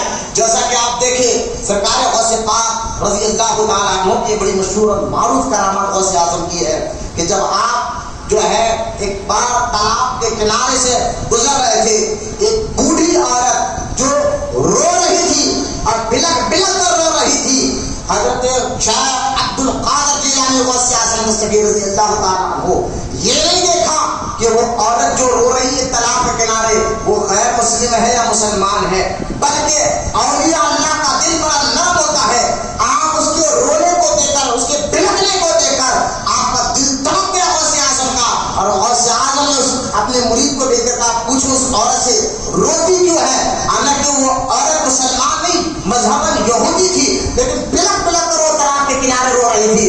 غوث اعظم کے پوچھنے پر اس عورت نے کہا کہ میرا بیٹا اس تالاب میں ڈوب کر مر گیا ہے، کہ میرے بیٹے کا جب نکاح ہوا شادی ہوئی تھی اور وہ واپس بارات دلہن کو لے کر آ رہا تھا، لیکن جو تالاب میں ایسا طوفان طغیانی آئی ہے وہ ڈوب کر مر گیا ہے، اور ڈوب کر مر کر 12 سال ہو گئے۔ کتنے سال ہو گئے؟ 12 سال ہو گئے ہیں، 12 سال ہو گئے ہیں۔ اور اس اعظم کو اس بوڑھی عورت کو روتا ہوا آپ کو برداشت نہیں ہوا، آپ نے فوراً کے نورانی ہاتھ اٹھا دیے۔ میں نے کیا کہا ڈوبتے ہوئے کو جو گرا دے وہ خدا ہے، اور غوث اعظم کا یقین دیکھو اللہ پر، غوث اعظم جو ہے قدرت پر یقین، قدرت کی طاقت پر یقین دیکھے۔ غوث اعظم نے اپنے مبارک ہاتھ اٹھایا کہ یا اللہ مجھے پورا یقین ہے تو کر سکتا ہے، بولو یا سبحان اللہ، اللہ پر یقین ایسے پیدا کرو۔ یہ یقین ہوتا تھا اولیاء کرام کو، وہ دعا کرتے یا اللہ مجھے پورا یقین ہے، اور اس یقین میں ذرا برابر بھی شک نہیں ہے تو یہ کر سکتا۔ مولا میں چاہتا ہوں تو جو ہے ان کو زندہ کر۔ دل میں القاء ہوا، القاء کس کو ہے؟ اولیاء اللہ کو اللہ پاک دل میں القاء خیال پیدا کرتا ہے، اور نبیوں سے اللہ فرشتوں کے ذریعے ڈائریکٹ بات کرتا، اس کو وحی کہتے ہیں۔ اب القاء اس کا ثبوت قرآن سے ثابت ہے، میں آپ کو اس لیے کہہ رہا ہوں کوئی لوگ یہ نہ سمجھیں ہاں اللہ غوث اعظم سے بھی بات کرا، یہ نہ سمجھیں غوث اعظم سے بات اللہ کرتا تھا، وہ القاء ہوتا تھا، دل پر کیا ہوتا تھا، اور اس القاء کا ہونے کا ثبوت قرآن پاک میں موجود ہے۔ آپ دیکھیں حضرت موسیٰ علیہ السلام کی والدہ کا واقعہ قرآن پاک میں موجود ہے، قرآن میں اللہ خود کہتا ہے ہم نے موسیٰ کے ماں پر وحی کی، جبکہ نبی عورت کوئی بھی عورت نبی نہیں ہوئی، وہی تو اللہ نبیوں پر کرتا ہے، لیکن قرآن کی آیت کے ذریعے اللہ فرماتا ہے ہم نے موسیٰ کی ماں پر وحی کی ہے، تو عورت پر وحی نہیں آتی، لیکن یہاں جو علماء کہتے ہیں کہ موسیٰ علیہ السلام کی ماں کے دل میں اللہ نے خیال کو پیدا فرمایا تھا کہ اپنے بچے کو پانی میں بھیج دے، لہٰذا اسی طرح اللہ اپنے محبوب بندوں کے دلوں میں القاء کرتا ہے، خیال ڈالتا ہے۔ اللہ پاک سے آپ نے دعا فرمائی تو اللہ پاک نے فرمایا کہ اے عبد القادر تو کیا چاہتا ہے؟ کہا مولا جو کشتی ڈوبی ہے وہ واپس لے گئی، تو کر سکتا ہے؟ تو اللہ پاک نے کہا اے عبد القادر جو کشتی جیسا ڈوبی ویسا نکالو، کہا مولا جتنے لوگ اس میں سب واپس آئے۔ اور سے پاک نے اللہ تعالیٰ نے کہا کہ اے عبد القادر کچھ اور مانگ لے، یہ کیوں مانگتا ہے؟ کچھ اور مانگ لے۔ اور سے پاک نے کہا مولا مجھے تجھ پر تیری قدرت اور تیری طاقت پر پورا یقین ہے، تو یہ کر سکتا ہے، مولا تو مجھ پر کام فرما اور ضرور میری دعا کو قبول فرما۔ اللہ پاک فرماتا ہے اے عبد القادر اس لیے تو ہم تجھ سے محبت کرتے ہیں کہ تو ہماری توحید پر ہماری قدرت پر ناز کرتا ہے، بولو محبت سے سبحان اللہ۔ محبت ہو اگر سچی تو پھر ایسے دن بھی آتے ہیں. اللہ رسول سے محبت ہو اگر سچی تو پھر ایسے دن بھی آتے ہیں اپنے ناز برداروں کے خود بھی ناز اٹھاتے ہیں. غوث اعظم نے دعا کرنا، مولا تو کر سکتا ہے. آپ یہ دعا کرنا تھا، غوث پاک کی دعا کی برکت سے 12 سال کی ڈوبی ہوئی کشتی. لوگ آج تک ایسا کیسے ہو سکتا ہے؟ میں نے کہا تمہیں غوث اعظم کی کرامت نظر آ رہی ہے، لیکن کبھی یہ غور کیا کہ اس میں خدا کی طاقت بھی نظر آ رہی ہے، خدا کی قدرت بھی آپ کو نظر آ رہی ہے. خدا کی طاقت اور خدا کی قدرت اللہ پاک اپنے نبی اور ولیوں کے ذریعے ظاہر فرماتا ہے. لہذا دعا قبول ہوئی اور کشتی میں سارے کے سارے لوگ باہر آ گئے، کنارے آ گئے. اور جب ان لوگوں نے دیکھا سب کے سب زندہ ہو گئے، 12 سال ہو گیا ڈوب کر، پھر سب کے سب نے وہ باراتی جتنے کشتی میں تو دلہا دلہن سارے باراتی، اور اس دولہے کی ماں نے غوث اعظم مذہب کی طرف یہودی تھے، اس کرامت کو دے کر غوث اعظم کے ہاتھ پر اسلام قبول فرما لیا. انہوں نے کلمہ پر اسلام کو فرمایا. تو لہذا خدا تو وہ ہوتا ہے جو ڈوبتے ہوئے کو گراتا. یہی ابراہیم علیہ السلام سمجھاتے تھے. یہی آپ ابراہیم علیہ السلام سمجھانے کی کوشش کی لوگوں تم کس کی بات کرو، تو ڈوب جائے چھپ جائے وہ خدا نہیں ہوتا، خدا تو ڈوبتوں کو گراتا ہے. اب یہ بات آپ کو لوگوں نے جب سمجھائی تو لوگ کوئی مانا کوئی نہ، ہر دور میں ہوتے ہیں، کوئی مانتے ہیں کوئی نہیں مانتے ہیں. کچھ لوگوں نے مانا کچھ نے نہیں مانا. پھر آپ اپنے چاچا کو بہت سمجھایا، جب سمجھایا نہیں سمجھے، لوگوں کو سمجھاتے رہے نہیں سمجھے، بات چلتے رہی. اب یہاں تک کہ عراق کے شہر بابل میں یہ مشہور ہو گیا کہ یہاں جو ابراہیم ہے وہ ہمارے بتوں کو اور ہمارے خداؤں کو بہت برا کہتے ہیں، بہت زیادہ غلط باتیں کہتے ہیں. لہذا اب انہوں نے بات مشہور کرا دی. ایک دن ان کا تہوار کا دن آیا، ان کا تہوار ان کا پروگرام کا دن آیا، جو سال میں ایک بار وہ کسی شہر کے باہر جاتے، علاقے میں رات بھر شراب پیتے، زنا کرتے، نہ جانے کیسی کیسی حرکتیں کرتے. پھر صبح صبح پھر اپنے شہر میں آتے اور سب سے پہلے اپنے بتوں کے پاس جاتے. اب سارے لوگ عید کا ان کا جو تہوار کا دن تھا، خوشی منانے کا دن تھا، سارے لوگ شہر سے جانے لگے. تو سارے لوگوں نے آ کر ابراہیم سے کہا ابراہیم چلو ہمارے تہوار دیکھو ہم کیسے خوشیاں مناتے ہیں تاکہ تمہیں ہمارے مذہب کے بارے میں پتا چلے. ابراہیم علیہ السلام نے فرمایا کہ میں بیمار ہوں، میں نہیں آ سکتا، تم جاؤ. اب سارے لوگ وہاں چلے گئے. ابراہیم علیہ السلام بت خانے میں گئے اور ایک ایک بت کی کسی کے ہاتھ، کسی کا پیر، کسی کا ناک، کسی کی کان کاٹی. دیکھے ایک ابراہیم علیہ السلام یہ سمجھانا چاہتے تھے لہٰذا کاٹے. اس کے بعد جو بڑا بت تھا اس کے ہاتھ میں کڑائی کو رکھ دیا. لوگ اپنا پروگرام ختم کر جب صبح صبح گھر واپس آئے، اپنے محلے میں واپس آئے، دیکھا ہمارے بتوں کا یہ حال ہو گیا. سب لوگ پریشان تھے کیونکہ آپ محلے میں شہر میں مشہور تھے کہ آپ ہی بتوں کے بارے میں باتیں کرتے ہیں. تو سارے لوگوں کو آپ ہی پر ڈاؤٹ ہوا اور لوگوں نے بلا کر کہا ابراہیم علیہ السلام یہ کیا کر دیا، یہ ہمارے بتوں کے ہاتھ کس نے کیا ہے؟ ابراہیم علیہ السلام نے کہا کہ دیکھو سب سے بڑے بت کے ہاتھ میں جو ہے کڑائی، تم اس سے پوچھ لو وہ بتائے گا. تو انہوں نے یہاں پر اپنی عقل کو ثابت کرتے ہوئے کہا ابراہیم یہ بول نہیں سکتے، یہ دیکھ نہیں سکتے، یہ چل نہیں سکتے، خود سے کچھ نہیں کر سکتے. ابراہیم علیہ السلام نے فرمایا ابھی بھی عقل نہیں ہے، تو ان کی بات کرتے نہ بول سکتے ہیں، نہ دیکھ سکتے ہیں، نہ تمہاری مدد، وہ خود کو نہیں بچا سکتے، تم کو کیا بچائیں؟ میں تم اس خدا کی عبادت کی طرف بلاتا جس نے ساری کائنات کو پیدا فرمایا، جو سب کی مدد فرماتا ہے، وہ اس خدا کی طرف تمہیں بلانا چاہتا ہوں. اس باتوں کو ذہن میں بٹھائے، توحید کو مضبوط کرے، اللہ سے رسول سے اپنے عقیدے کو مضبوط کرے کہ نبی کس طرح اللہ کے قریب پہنچاتے ہیں. لہذا عقل کے ذریعے لوگوں کو سمجھانے کی کوشش کی. اب تو مانو عقل کے بارے میں، اپنی عقل کو دوڑاؤ کہ جب یہ خود سے ہل نہیں سکتا خدا کیسے ہوتے ہیں.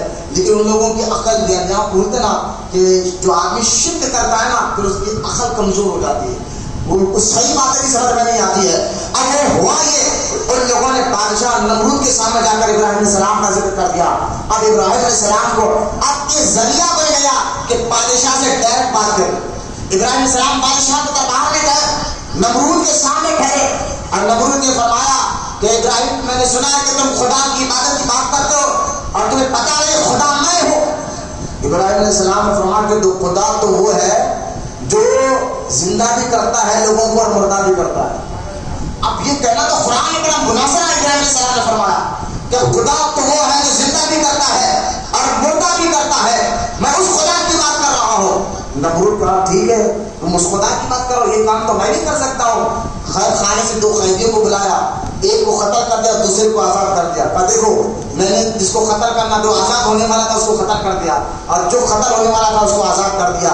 جس کو قتل کی سزا تھی اس کو میں نے آزاد کر دیا, اور جس کو آزادی کی اب وہ کل چھوٹنے والا تھا میں نے اس کو قتل کر دیا. یہ کام تو میں بھی کر سکتا ہوں, کسی کو مار سکتا ہوں, کسی کو زندہ رکھ سکتا ہوں, یہ میں بھی کر سکتا ہوں. ابراہیم علیہ السلام نے کہا کہ ابھی سمجھانے میں جو کہنا چاہتا ہوں. پھر ابراہیم علیہ السلام نے فرمایا کہ سن, میرا رب تو وہ ہے جو سورج کو مشرق سے لے کر مغرب میں ڈباتا ہے. اگر تو واقعی خدا ہے تو سورج کو مغرب سے لے کر مشرق میں ڈبا کر بتا, سورج کو مغرب سے لے کر مغرب میں ڈبا کر بتا.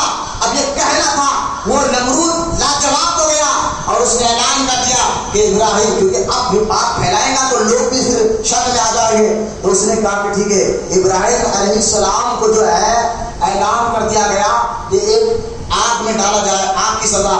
اب یہاں ایک بات میں آپ کو بتاؤ, ابراہیم خلیل اللہ تو توحید کی دعوت دے رہے, اللہ کی جانب بلا رہے تھے, لیکن آپ کو تکلیفیں سہنی پڑی, آگ میں گرایا گیا. کیوں؟ کیونکہ یاد رکھے آدمی فطری طور پر فطرتاً چار چیز کی محبت ہمارے اندر ہوتی ہے. فطرتاً چار چیز کی محبت آپ کے اندر ہوتی ہے, وہ فطرتاً ہر انسان کے اندر ہوتی ہے, آپ کے ہمارے سب کے اندر ہے. وہ چار چیزیں کیا ہے؟ ایک وطن کی محبت, ہر انسان جس وطن میں رہتا ہے اس وطن سے محبت کرتا ہے. دوسرا, انسان جو ہے دولت مال سے بھی محبت کرتا ہے.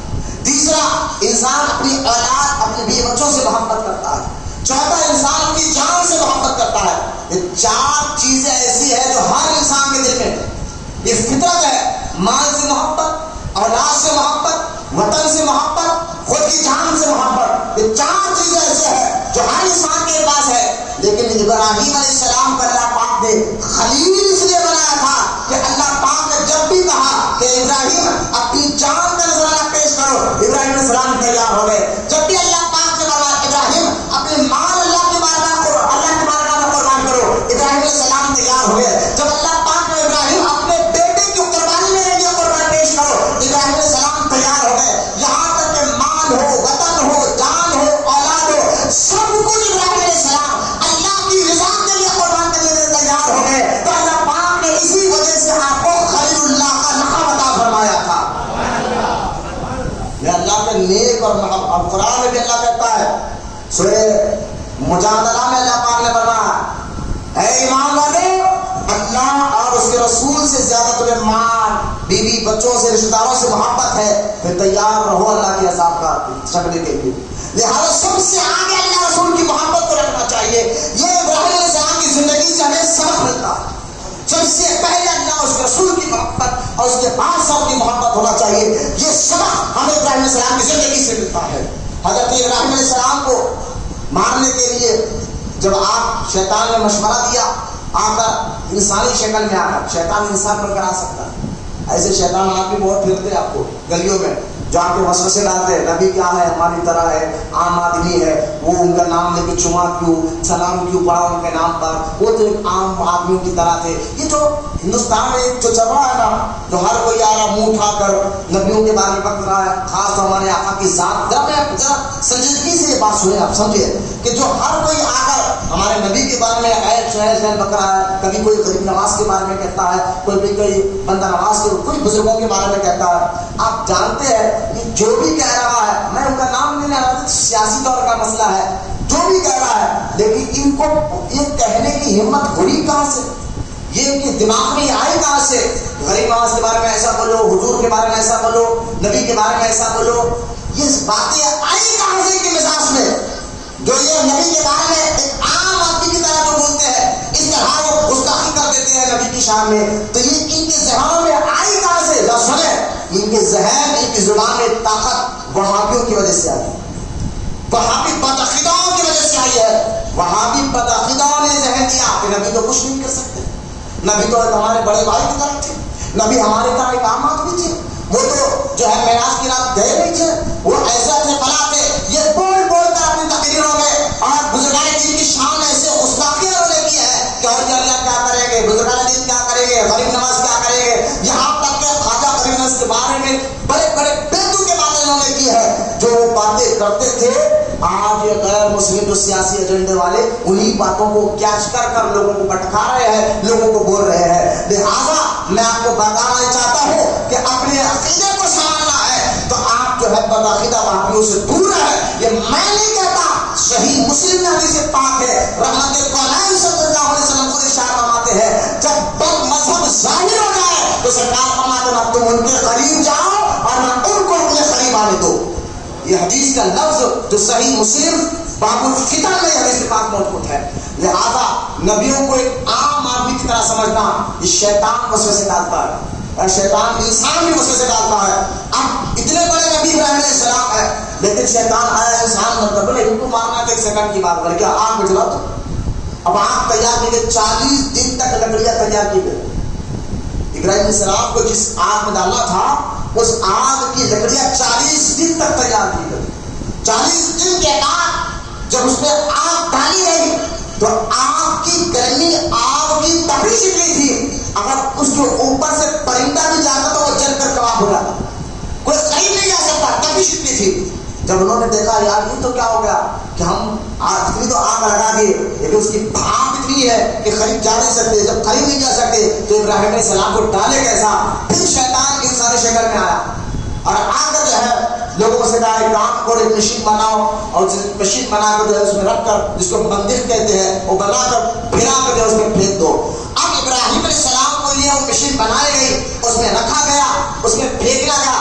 جب یہ منظر ساری کائنات کے بنانے والے رب کے سامنے ہو رہا تھا اور یہ منظر کو آسمان میں رہنے والے فرشتوں نے دیکھا، مشرق اور مغرب میں رہنے والے فرشتوں نے دیکھا، اللہ کے حکم سے پانی برسانے والے فرشتے نے دیکھا، اللہ کے حکم سے ہوا چلانے والے فرشتے نے دیکھا. یہ مچل گئے، تڑپ گئے، بلک گئے اور بلک کر اللہ کی بارگاہ میں کہنے لگے یا اللہ یہ کیا ہو رہا ہے؟ مولا تو تیرے نبی کے ساتھ یہ کیا ہو رہا ہے؟ تو امتحان سب کے ساتھ ہوتا ہے. امتحانوں کو دیکھ کر ایمان کا سودا مت کرے، اپنے عقیدے کا حالات کو دیکھ کر کبھی اپنے ایمان اور عقیدے کا سودا مت کرے. ابراہیم علیہ السلام کے ساتھ امتحان جو ہو رہا تھا، فرشتے مچل گئے، اللہ کی بارگاہ میں دعا کرتے ہیں اور دعا کر کر کہتے ہیں اللہ ہمیں اجازت دے ہم ابراہیم علیہ السلام کی مدد کے لیے جائیں. حضرت ابراہیم علیہ السلام کی مدد کے لیے جائے. اللہ پاک نے فرمایا فرشتوں ابراہیم سوائے میرے کسی کی مدد نہیں لیتا، پھر بھی تمہیں کوشش کرنا ہے تو کر لو کر لو. اب فرشتہ ہوا والا فرشتہ آیا، ابراہیم علیہ السلام نے کہا آپ اجازت دے اتنی تیز ہوا چلاؤ گا یہ ساری آگ بجھ جائے گی. پانی برسانے والا فرشتہ آیا، وہ کہنے لگا آپ اجازت دے اتنا پانی برساؤں گا اللہ کے حکم سے آگ بجھ جائے گی. یہاں تک کہ سارے فرشتوں کے سردار جبریل بھی آ گئے، سارے فرشتوں کے سردار جبریل بھی آ گئے اور جبریل علیہ السلام بھی آ کر کہہ رہے ہیں کہ اے اللہ کے نبی ابراہیم علیہ السلام اجازت دیجیے ابھی 1 سیکنڈ میں آگ بجھا دوں گا اور آپ کے سارے دشمنوں کو بھی ختم کر دوں گا. ابراہیم علیہ السلام کہتے ہیں مجھے تم سب سے کسی چیز کی مدد نہیں چاہیے. بولا نا محمد سے سبحان اللہ. ابراہیم علیہ السلام کو مجھے تمہاری مدد نہیں چاہیے. اب یہاں پر وہاں بھی کہتے دیکھیے ابراہیم علیہ السلام نے فرشتوں سے مدد نہیں لی، مدد صرف اللہ سے لینا چاہتے تھے. میں نے کہا دیکھو ابراہیم علیہ السلام کا نبیوں کا مقام و مرتبہ فرشتوں سے بڑا ہوتا ہے.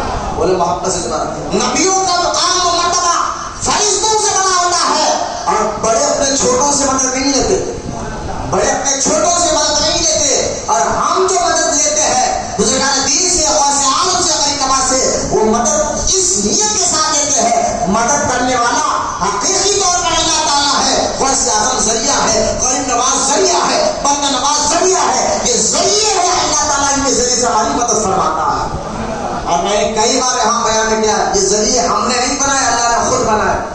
بارش اللہ برساتا ہے ذریعہ ابر کو بنا دیتا ہے، بھوک اللہ مٹاتا ہے ذریعہ روٹی اور چاول کو بنا دیتا ہے، اور پیاس اللہ مٹاتا ہے ذریعہ پانی کو بنا دیتا ہے. اسی طرح مدد اللہ ہی کرتا ہے ذریعہ غوث پاک کو بنا دیتا ہے، ذریعہ غریب نواز کو بنا دیتا ہے.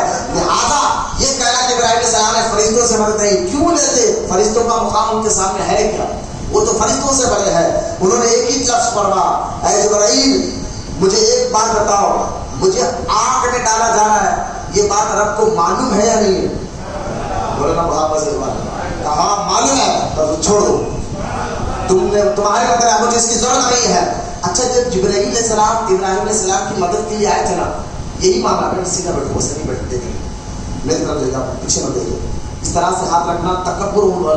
حدیث میں نے بار بار کہا ہے کہ ایسا ہاتھ دے کر رکھنا، یہاں مسجد میں نہیں کہیں پر بھی، گھر میں ہو مکان میں کہیں پر بھی ہو، ہاتھ اس طرح رکھ کر ٹیکا لے کر بیٹھنا سرکار فرمائی تکبر کرنے والوں کی پہچان. اور اللہ تکبر کو پسند نہیں فرماتا. ہمارے دلوں میں اللہ عقل نہ لائے، تکبر نہ لائے. کہیں پر بھی ہو، یہاں صرف میں مسجد کی باتیں کر رہا ہوں، کہیں پر بھی اس طرح سے وہاں بیٹھے بیٹھنے کا طریقہ بھی حضور نے ہمیں بتایا. بولے محبت سے سبحان اللہ. تو اب یہاں میں آپ کو بتاؤں، جبرائیل علیہ السلام جو آ کر ابراہیم علیہ السلام نے کہا نا مدد کے لیے، زبانی طور پر آئے تو ہمت تو دیا ہمیں مدد کروں کچھ. جب حضور معراج کی رات سدرۃ المنتہا کے آگے گئے، جب حضور منتہا کے آگے سدرۃ المنتہا میں جبرائیل علیہ السلام رک گئے اور حضور اس سے بھی آگے گئے، حضور کے دل میں خیال آیا کہ ایک بار جبرائیل نے زبانی طور پر میرے دادا ابراہیم علیہ السلام کی مدد کی تھی. آج میں پلٹ کر کہا اے جبرائیل، حضور معراج کی رات جبرائیل کو دیکھ کر کہتے ہیں جبرائیل آج میں اس آگے جا رہا ہوں جہاں تم بھی نہیں جا سکتے. اب تم نے زبانی طور پر میری دادا کی مدد کی تھی، اب میں چاہتا ہوں بتاؤ تمہاری کوئی حاجت ہو تو اب تک پہنچا دوں، تمہاری کوئی حاجت ہو تو اب تک پہنچا دوں. تو جبرائیل علیہ السلام نے کہا کہ اے اللہ کے رسول، میری خواہش یہ ہے جب قیامت کا دن ہوگا اور آپ کی امت پل صراط سے گزرے گی تو میں چاہتا ہوں اپنے پر بچھا دوں اور آپ کی امت میرے پر میں سے جنت میں داخل ہو جائے. کیونکہ جبرائیل جانتے ہیں حضور کو اپنی امت سے بڑی محبت ہے. تو خیر یہ احسان چکا ادا کرنا تھا. سرکار نے فرمایا میں اللہ کی بارگاہ کے لیے عرضی پیش کر دوں گا. یہاں میں آپ کو کہنا تھا ابراہیم علیہ السلام کو جب آگ میں ڈالا گیا، سارے فرشتے چلے گئے، آگ میں ڈالا گیا. اللہ تعالیٰ نے قرآن پاک میں آیت اتاری، قرآن پاک میں ذکر ہے اللہ پاک نے آگ کو حکم دیا اے آگ ٹھنڈی ہو جا اور سلامتی والی ہو جا. دو لفظ کا، ٹھنڈی بھی ہو جا اور سلامتی والی بھی ہو جا. سید السادات مولائے کائنات علی مرتضیٰ رضی اللہ تعالیٰ فرماتے ہیں اگر اللہ یہ کہتا ہے آگ ٹھنڈی ہو جا تو ابراہیم علیہ السلام اس ٹھنڈ کی وجہ سے ان کا انتقال ہو سکتا تھا اکڑ کر، ٹھنڈ میں کام کر. لیکن اللہ پاک نے کہا دو لفظ، ٹھنڈی بھی ہو جا اور سلامتی والی بھی ہو جا. بولا محبت سے سبحان اللہ. تو ابراہیم علیہ السلام اس آگ میں گئے تو آگ نہیں تھی بلکہ ٹھنڈ، اور اتنی ٹھنڈ کہ آپ کے جسم کو نقصان نہیں پہنچا. سلامتی والی آگ بن گئی اور ابراہیم علیہ السلام اس آگ میں 40 دن تک رہے. بولنا محبت سے سبحان اللہ. 40 دن تک آپ اس آگ میں، آپ تو آپ ہیں، آپ کے پاؤں کو تک نقصان نہیں پہنچایا. ہاں جس رسی کو پکڑ باندھ کر آپ کو پھینکا گیا تھا صرف وہ رسی جلی. لیکن روایت میں آتا ہے جب اللہ پاک نے کہا اے آگ ٹھنڈی ہو جا سلامتی والی ہو جا، تو اس کے کہنے پر اس وقت پوری دنیا میں کوئی بھی انسان آگ سے پیدا نہیں اٹھا سکا کہ پوری دنیا کی آگ ٹھنڈی اور سلامتی والی ہو گئی تھی. لہٰذا 40 دن کے بعد نمرود نے اپنے محل کے اوپر سے دیکھا ابراہیم اب آگ کے اندر بالکل پلنگ پر، جو سمجھے کہ عالیشان پلنگ ہے اس پر آپ بیٹھے ہوئے ہیں. اب یہ منظر دیکھا ابراہیم علیہ السلام کا تو نمرود محل پہ سے چڑھنے لگا کہ اے ابراہیم تم باہر آ سکتے ہو؟ تو کہا کیوں نہیں، میرا رب مجھے یہاں سے سلامتی کے ساتھ نکال سکتا ہے. کہا آ کر بتاؤ. اس نے یہ سمجھا تو باہر آئیں گے تو آگ سے ڈر جائیں گے. ابراہیم علیہ السلام باہر آ گئے. اگر باہر آ گئے آگ سے، آپ کے لباس آپ کے بال کو تو نقصان نہیں پہنچا. تو آگ سے باہر آنے کے بعد آپ کا چاچا آزاد اکھڑا ہوا تھا. جب اس نے دیکھا 40 دن آگ میں رہے، بولنا سبحان اللہ. اور آگ میں توکل ہوتا تھا نبیوں کا، یعنی بندہ اگر اللہ پر یقین مضبوط کر لے، بولنا سبحان اللہ. آج بھی کیفیت آپ کو پیدا ہوگی انشاءاللہ. اللہ پر یقین مضبوط ہو جائے گا، توکل، تو انشاءاللہ رزق حلال بھی ملے گا اور کوئی ہمارا پار بھی نگاہ نہیں کرے گا. کیونکہ میرا اور ہمارا رب جو ہے، جو قرآن میں کہتا ہے ان اللہ علی کل شیء قدیر، اللہ ہر شے پر قدرت رکھنے والا ہے. تم پہلے یقین تو کر دیکھو. ہمیں کہاں یقین ہو گیا؟ ہمیں تو جو ہے اپنے حالات سے زیادہ لوگ دوسروں پر یقین ہو گیا. یقین اللہ پر کیسے رکھنا ہے یہ ابراہیم علیہ السلام کی زندگی ہمیں بتا رہی ہے. جب آپ آگ سے باہر آئے تو آپ کا چاچا کھڑا ہوا تھا. اس نے کہا لوگوں ابراہیم علیہ السلام کو جو آگ نہیں جلی جان کو کس وجہ سے نہیں جلائی؟ لوگوں نے کس وجہ سے کہا کہ یہ میرا بھتیجا ہے، میرے خاندان کا ہے، لیکن آگ نہیں جلی. یہ گستاخی کرنے لگا، میری وجہ سے وہ آگ نہیں جلائے. یہ کہنا تھا. اللہ کا حکم ہوا، اس آگ میں سے چنگاری باہر نکلی اور اس ایک معمولی سی چنگاری کی وجہ سے آپ کا چاچا آپ کے آنکھوں کے سامنے جل کر راکھ ہو گیا. آپ یاد رکھیں یہ تو کفر کرنے والا ایک چاچا تھا. اب یہاں ایک اور بات میں آپ کو بتانا چلو. حدیث پاک میں آتا ہے رحمت العالمین صلی اللہ علیہ وسلم نے فرمایا چپکلی جانتے ہیں گرگٹ اور چپکلی کے بارے میں سرکار نے فرمایا جہاں کہیں بھی دیکھو فوراً اس کو مار دو. چپکلی جس کو آج کے دور میں سپلک کہتے ہیں فرمایا حضور نے اس کو دیکھ دیکھ ختم کر دو. گرگٹ کو دیکھ دیکھ ختم کر دو. حدیث ہے یہاں تک کہ حضور فرماتے جس نے چپکلی یا گرگٹ کو ایک ہی مار میں مار دیا ایک ہی مار میں ختم کر دیا تو اللہ اس کو 100 نیکی عطا فرمائے گا. اگر دوسری بار مارا تو آدھے 50 نے کیا تیسری بار مارا تو اور کم نے کیا لیکن جتنا جلدی مارو اتنا زیادہ ثواب. بولے سبحان اللہ. وجہ کیا جان دیا وجہ جان کر حیران ہو جائے. یہاں سے گستاخ رسول اور عاشق رسول میں فرق بھی آپ کو سمجھ میں آ جائے گا. وجہ یہ ہے وجہ صرف یہ تھی جب پوچھا حضور کیوں مارے تو حضور نے فرمایا کہ دیکھو یہ چپکلی وہ ہے جب ابراہیم علیہ السلام کو آگ میں ڈالا گیا تھا تو یہی چپکلی یہی گرگٹ آ کر آگ کو پھونک کر تیز کر رہے تھے. آگ کو پھونک کر تیز کر رہے تھے کیونکہ اس کے دل میں نبی سے دشمنی ہے. اب یہ جو اب دیکھیں وہ سپلک تو نہیں کرے گی آپ آج کی سپلک اس دور کی سپلک میں فرق ہے.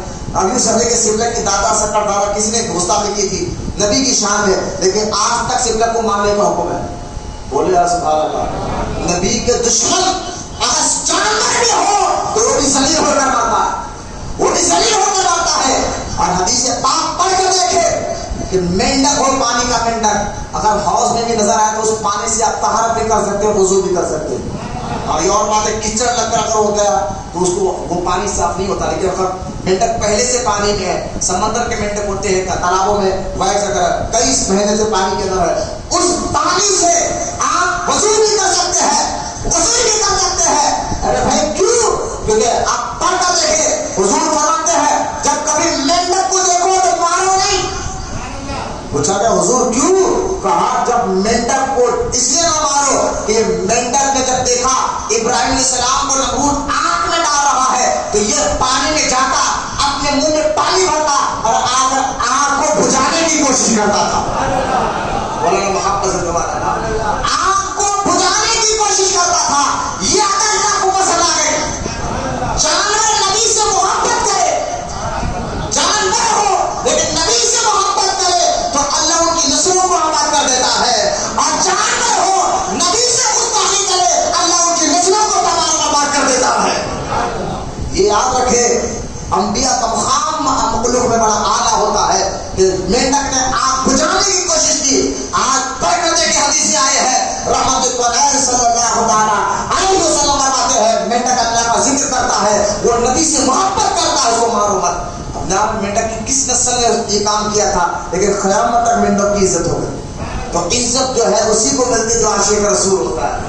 اور جو گستاخ رسول ہو ان کو کہیں کی عزت اور ہم کیوں ان کو عزت دے کیوں بدعقیدہ اور وہابی سے ہم آپ کو کہہ رہے کہ دور رہو کہ بدعقیدہ وہابی یہ وہ لوگ ہیں جنہوں نے اپنی کتابوں اپنے تقریروں کے ذریعے حضور کی شان میں گستاخیاں کی ہے. خدا کے واسطے اپنے ایمان اور عقیدے کو خود بھی بچائیے اپنے اولاد بھی بچا کر رکھیے.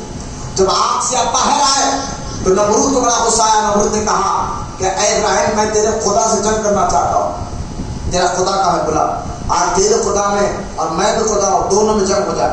ابراہیم علیہ السلام نے فرمایا تو اور خدا سے جنگ کرے گا. اللہ پاک نے فرمایا ابراہیم پر ٹھیک ہے اس کو میدان میں آؤ اس کو کہو کہ میدان میں آؤ. وہ میدان میں ساری فوج کو لے کر بھائی وہ صرف عراق کا بادشاہ نہیں تھا اس وقت نمرود بن کنعان کی حکومت پوری دنیا پر تھی. فوج کتنی تھی ساری فوج کو لے کر جب میدان میں وہ جمع ہو گیا اور کہا ابراہیم بلاؤ فرشتوں کو بلاؤ تم فرشتوں کا نام لیتے ہو خدا کو بلاؤ تم خدا کا نام لیتے ہو ہم جنگ کرنے کے لیے تیار ہے. تو اللہ تعالیٰ نے ابراہیم علیہ السلام نے دعا فرمائی. اللہ تعالیٰ نے فرشتوں کو نہیں بھیجا ایک فرشتہ بھی آ جاتا ایک فرشتہ تو یاد میں نے بتایا حدیث پاک میں آتا ہے اللہ پاک نے فرشتوں کو جو طاقت دی ہے ایک پر میں فرشتوں میں جو پر ہے اللہ پاک نے بنایا ہے عام فرشتوں کے جو پر ہے حدیث کی حدیث بتا رہا ہوں پر ہوتی ہے پرندوں کی خلاف نہ جائے. آج لوگ ہمارے ویسے پاک کے چھلے میں ایک پر والا گھوڑا اتار دیتے ہیں اور کہتے ہیں فرشتہ نہیں فرشتے نورانی ہوتے، ان کی کوئی شکل صورت نہیں ہوتی، کوئی عورت کا گھوڑا چہرہ ہوتا ہے، کوئی آدمی کا گھوڑے کا چہرہ ہوتا ہے، نہیں معاذ اللہ. پہلے تو غوث پاک کی بارگاہ میں ہم جو چلا جھنڈا لگاتے ہیں، نہ درگاہوں میں نہ ہی جو ہے ایسے چلوں کی جگہ میں شیر کی تصویر بنانا، جانور گھوڑے کی تصویر بنانا. یاد رکھے حدیث پاک میں آتا ہے کہ جانور ہو یا انسان کی تصویر ہو، جہاں یہ تصویریں ہوتی ہیں وہاں اللہ کے فرشتے نہیں آتے.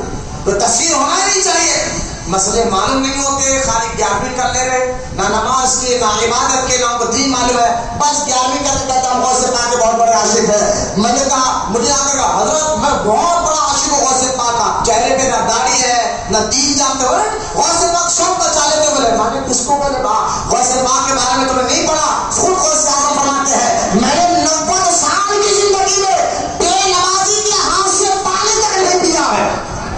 میں نے کہا یہ باتیں پڑھو غوث پاک کے، بے نمازی کے ہاتھ کا پانی کبھی نہ غوث اعظم نے پیا نہیں. اتنا نفرت تھی غوث پاک کو بے نمازی کے ہاتھ کا کھانا پانی نہیں کھاتے تھے. اور تم کو اگر 11 کا بچ جائے گا نہیں. غوث پاک رضی اللہ تعالیٰ سے محبت کرنے والے غوث پاک کے بتائے طریقے پر بھی عمل کرتے ہیں. لہٰذا جب اللہ فرشتے میں اتنی طاقت حدیث پاک میں آتا ہے، وہ پوری دنیا کو ایک پر میں لے سکتا ہے. بولے محمد سبحان اللہ. خدا کی قدرت کو ذہن میں رکھتے ہوئے بولیے سبحان اللہ. میرا اور آپ سب کا رب اتنی قوت والا ہے. بولے نا آپ نے مولانا اتنی قوت والا ہے، دنیا میں اتنا ہو رہا ہے. بھلے دیکھو جیسے ہمارے اعمال ہو گئے ویسے ہمارے بادشاہ ہو. یہ بھی ایک وجہ ہے.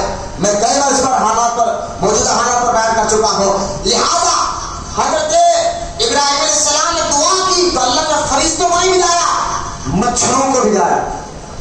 بولے یا سبحان اللہ. اللہ نے مچھروں کو بلایا، اور وہ مچھر ایسے تھے کہ جس کے پاس جاتے اس کے جسم سے سارا گوشت کھا لیتے، صرف ہڈی باقی رہتی.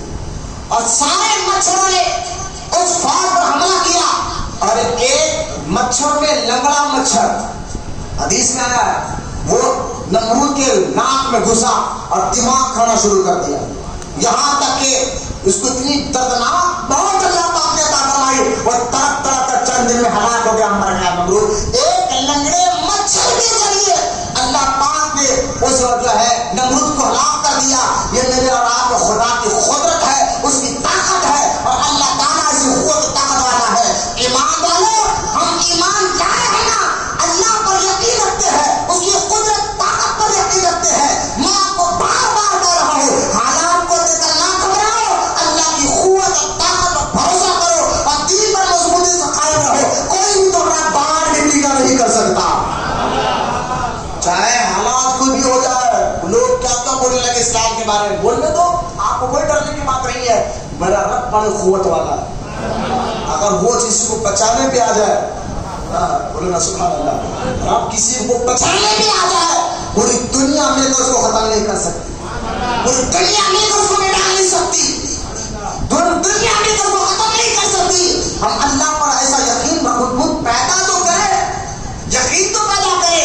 اور آپ کہیں گے وہ نبیوں کا یقین تھا. میں قرآن میں خود اللہ فرماتا ہے میرے بندے میری راہ میں کوشش کرنا تیرا کام ہے، تو کوشش تو کرنا اور پھر میرا کرم دیکھنا. اب یہاں مچھر کے ذریعے نمرود مرا. ابراہیم علیہ السلام کی قوم نے ابراہیم علیہ السلام نے بہت سمجھایا، نہیں سمجھے. جب نہیں سمجھے تو اللہ کا حکم ہوا اے ابراہیم وطن چھوڑ دو، یہاں عذاب آئے. عراق کا شہر پاٹی آپ نے چھوڑا، آپ وہاں سے اپنی بیوی سارا کو لے کر نکلے ملک شام جانے کے لیے. دمشق میں آپ کا مزار، ابراہیم علیہ السلام کا مزار آج ملک کے شہروں سیریا میں آپ کا مزار ہے. اللہ کا حکم تھا آپ نے عراق چھوڑا. مصر سے ہوتے ہوئے جو ہے آپ جا رہے تھے تو مصر کا جو بادشاہ راستے میں جو مصر تھا، مصر کا جو بادشاہ بڑا خلیص نیت کا تھا، اور اس کی عادت تھی جو بھی اس علاقے سے میاں بیوی گزرتے وہ شوہر کو مار دیتا اور بیوی پر قبضہ کر لیتا. جب ابراہیم علیہ السلام اس علاقے سے گزرنے لگے تو ابراہیم علیہ السلام کو سپاہیوں نے پکڑا اور کہا یہ آپ کی کون ہے؟ تو آپ نے فرمایا یہ میری بہن ہے. کہ وہ آپ کی بیوی تھی، بہن اس لیے کہا کہ آپ کو واقعی آپ کے چاچا کی وہ بیٹی تھی، اس حساب سے آپ نے فرمایا. لیکن پھر بھی سپاہیوں نے پکڑ کر حضرت سارا کو بادشاہ کے سامنے پیش کیا. بادشاہ مصر نے جس کی نیت بڑی گندی تھی وہ ہاتھ لگانے کی کوشش کرتا, اس کا ہاتھ فالش ہو جاتا. میں یہی کہنا چاہ رہا ہوں اللہ جس کی حفاظت فرماتا ہے. ہاں وہ اسلامی بہنیں بھی غور سے سنے, اگر اللہ رسول پر مضبوط یقین رکھے حالات کچھ بھی ہو اللہ کرم فرماتا ہے. مصر کا بادشاہ تنہائی میں ہاتھ لگانے کی کوشش کرتا ہے, فالش ہو کر نیچے بے ہوش ہو کر گر جاتا ہے, چونکنے لگتا ہے. وہ چیخ کر کہتا ہے اے سارا دعا کر دو, میں نیت گندی نیت سے میں توبہ کرتا ہوں, تمہارے رب سے دعا کرو. آپ نے دعا فرمائی, اللہ نے اس کو صحت عطا فرما دی. 3 بار ایسا ہوا اور تینوں بار بھی اس کی حالت یہی بری ہوئی. تو اس نے کہا بادشاہ مصر نے کہ اے سارا میرے پاس ایک اور عورت ہے جس کا نام حاجرہ ہے. بولنا سبحان اللہ. جس کا نام حاجرہ ہے, جس طرح میں نے تم کو قابو نہیں کر سکا اس عورت کو بھی میں نے قابو نہیں کر سکا. میں تمہیں آزاد کرتا ہوں, ساتھ میں یہ حاجرہ کو جو ہے کنیز بنا کر دیتا ہوں. بی بی حاجرہ کو لے کر حضرت سارہ اپنے شوہر ابراہیم علیہ السلام کے پاس آئے اور ابراہیم علیہ السلام کو سارا واقعہ سنا. یہاں ایک اور بات آپ کو بتا دوں, بی بی حاجرہ کے بیٹے اسماعیل علیہ السلام, ٹھیک ہے, کیونکہ بی بی حاجرہ کا نکاح ہو بی بی سارہ کے کہنے پر ابراہیم علیہ السلام نے نکاح کیا. اس کے بعد بی بی 90 سال کی عمر تھی, اولاد آپ کو نہیں تھی, تو بی بی سارہ نے کہا کہ آپ حاجرہ سے نکاح کر لیں. آپ نے حاجرہ سے نکاح فرمایا, اللہ نے ان کو ایک بیٹا اسماعیل علیہ السلام عطا فرمایا.